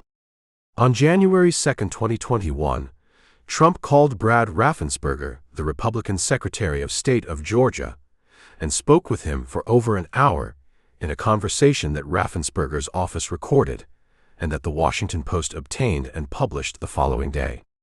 The call's content was, in the most literal sense, a request for the falsification of an election result. Trump told Raffensperger that he needed to find 11,780 votes, one more than Biden's margin of victory in Georgia, suggesting variously that the votes were there if Raffensperger would only look correctly, that the Secretary of State's own numbers were wrong, and that Raffensperger bore personal legal exposure for his failure to act. Raffensperger, who was himself a Republican, who had voted for Trump, and who had spent weeks defending Georgia's election administration against exactly the charges Trump was now repeating, pushed back with the flat patience of a man who had rehearsed this conversation many times and was now having it with the President of the United States. He told Trump the numbers were wrong. Trump told him the numbers were not wrong. The call continued in this manner for the better part of an hour, a loop of assertion and rebuttal that resolved nothing because it was not, ultimately, a conversation about evidence. It was a conversation about what the President of the United States was willing to ask an election official to do in order to remain in power, conducted on a recorded line, 4 days before January 6th. The relationship that the post-election period most completely and permanently transformed was the one between Trump and Mike Pence, the vice president who had spent 4 years maintaining a posture of such complete and public loyalty that it had become, in Washington's mordant social taxonomy, a kind of performance art, the morning breakfasts advertised to the press, the cabinet meeting where Pence described serving with Trump as the greatest privilege of his life, the studied invisibility in moments of presidential controversy. Pence was a man of genuine religious conviction and genuine institutional conservatism, a former congressman who believed in the constitutional architecture of American government with the sincerity that his career had demonstrated across decades of public service. The Eastman memo asked him to destroy that architecture with a single act on a single afternoon, to declare himself the possessor of a unilateral power that no serious constitutional scholar in the Republic's history had argued the vice president held. Trump applied pressure to Pence in private and in public, in phone calls and in tweets and in statements to crowds, with an intensity that the vice president's staff described as crossing into territory that felt less like political disagreement and more like something adjacent to coercion. On the morning of January 6th, Trump tweeted that Pence lacked the courage to do what needed to be done. He said it to the crowd on the ellipse that afternoon, whose members then marched to the Capitol where Pence was presiding over the certification of the electoral count, and where some members of that crowd would spend the next several hours hunting through the building's corridors chanting the vice president's name in a context that left no ambiguity about their intentions. The assault on the Capitol on January 6, 2021 was not, by the historical standards of political violence, the bloodiest day in American civic life. 4 people died in the immediate event, and a Capitol police officer died of injuries sustained that day in the days that followed. What distinguished it from other episodes of American political violence was not its body count, but its specific target: the institutional process by which American democracy certifies the transfer of power, and the specific identity of the person whose rhetoric had directed thousands of people toward that target on that afternoon. The scenes that the country and the world watched in real time were of a different character than the normal imagery of political protest. The broken windows and breached doors of the Capitol building, the Confederate battle flag carried through the rotunda, the members of Congress sheltering under desks and behind barricaded doors, the man in the horned fur hat photographed in the Senate chamber with his feet on the furniture. These images carried a symbolic weight that their participants may not have fully calculated, because symbols of institutional desecration operate at a register beyond their immediate physical reality, and the Capitol, whatever its inhabitants' failures, is the physical embodiment of a constitutional idea that Americans across the political spectrum had been taught from childhood to regard as the irreplaceable foundation of their collective life. Trump watched the assault on television from the dining room adjacent to the Oval Office. The accounts of those hours, drawn from testimony before the January 6th Congressional Committee, from contemporaneous texts and communications, from the recollections of aides who were in and adjacent to the building, describe a president who was not in the critical hours when his intervention might have altered the assault's trajectory, attempting to stop what was happening. He watched. He made calls to Republican senators, not to deploy the National Guard, but to urge them to delay the certification. He tweeted at 2:24 p.m. that Pence had not had the courage to protect the country, a message sent while the vice president was being evacuated by Secret Service agents through the Capitol's corridors. He resisted for hours the entreaties of his own staff, his own family members, and Republican congressional allies who were calling from barricaded rooms to beg him to call off the crowd. When he finally released a video message asking his supporters to go home, he told them he loved them and that they were very special people. The second impeachment, approved by the House on January 13th with 10 Republican votes, the largest bipartisan support for any presidential impeachment in American history, charged Trump with incitement of insurrection. The Senate trial, conducted after Trump had left office, resulted in acquittal, with 57 senators voting to convict and 43 voting to acquit, a majority for conviction that nonetheless fell short of the 2/3 threshold the Constitution required. Mitch McConnell voted to acquit on the jurisdictional grounds that the Senate lacked authority to try a former president, and then delivered a floor speech in which he said that Trump was practically and morally responsible for the events of January 6th, a formulation that served, with the precision of a man who had spent a career navigating the gap between what institutions permit and what conscience demands, as both an acquittal and a condemnation, a verdict that managed simultaneously to shield Trump from the Senate's punishment and to inscribe, in the congressional record of the United States, McConnell's own judgment of what the preceding weeks had revealed. Trump left Washington on the morning of January 20, 2021, without attending his successor's inauguration, the first president since Andrew Johnson to decline the ritual of peaceful transfer, and flew to Palm Beach on Air Force One for the last time, landing at Palm Beach International Airport to a small crowd of supporters who had gathered at the tarmac in the January sun. He told them it had been a great 4 years, that they were going to be back in some form, and that he would always fight for them. The plane that had carried him lifted back into the Florida sky, and the 45th presidency was over.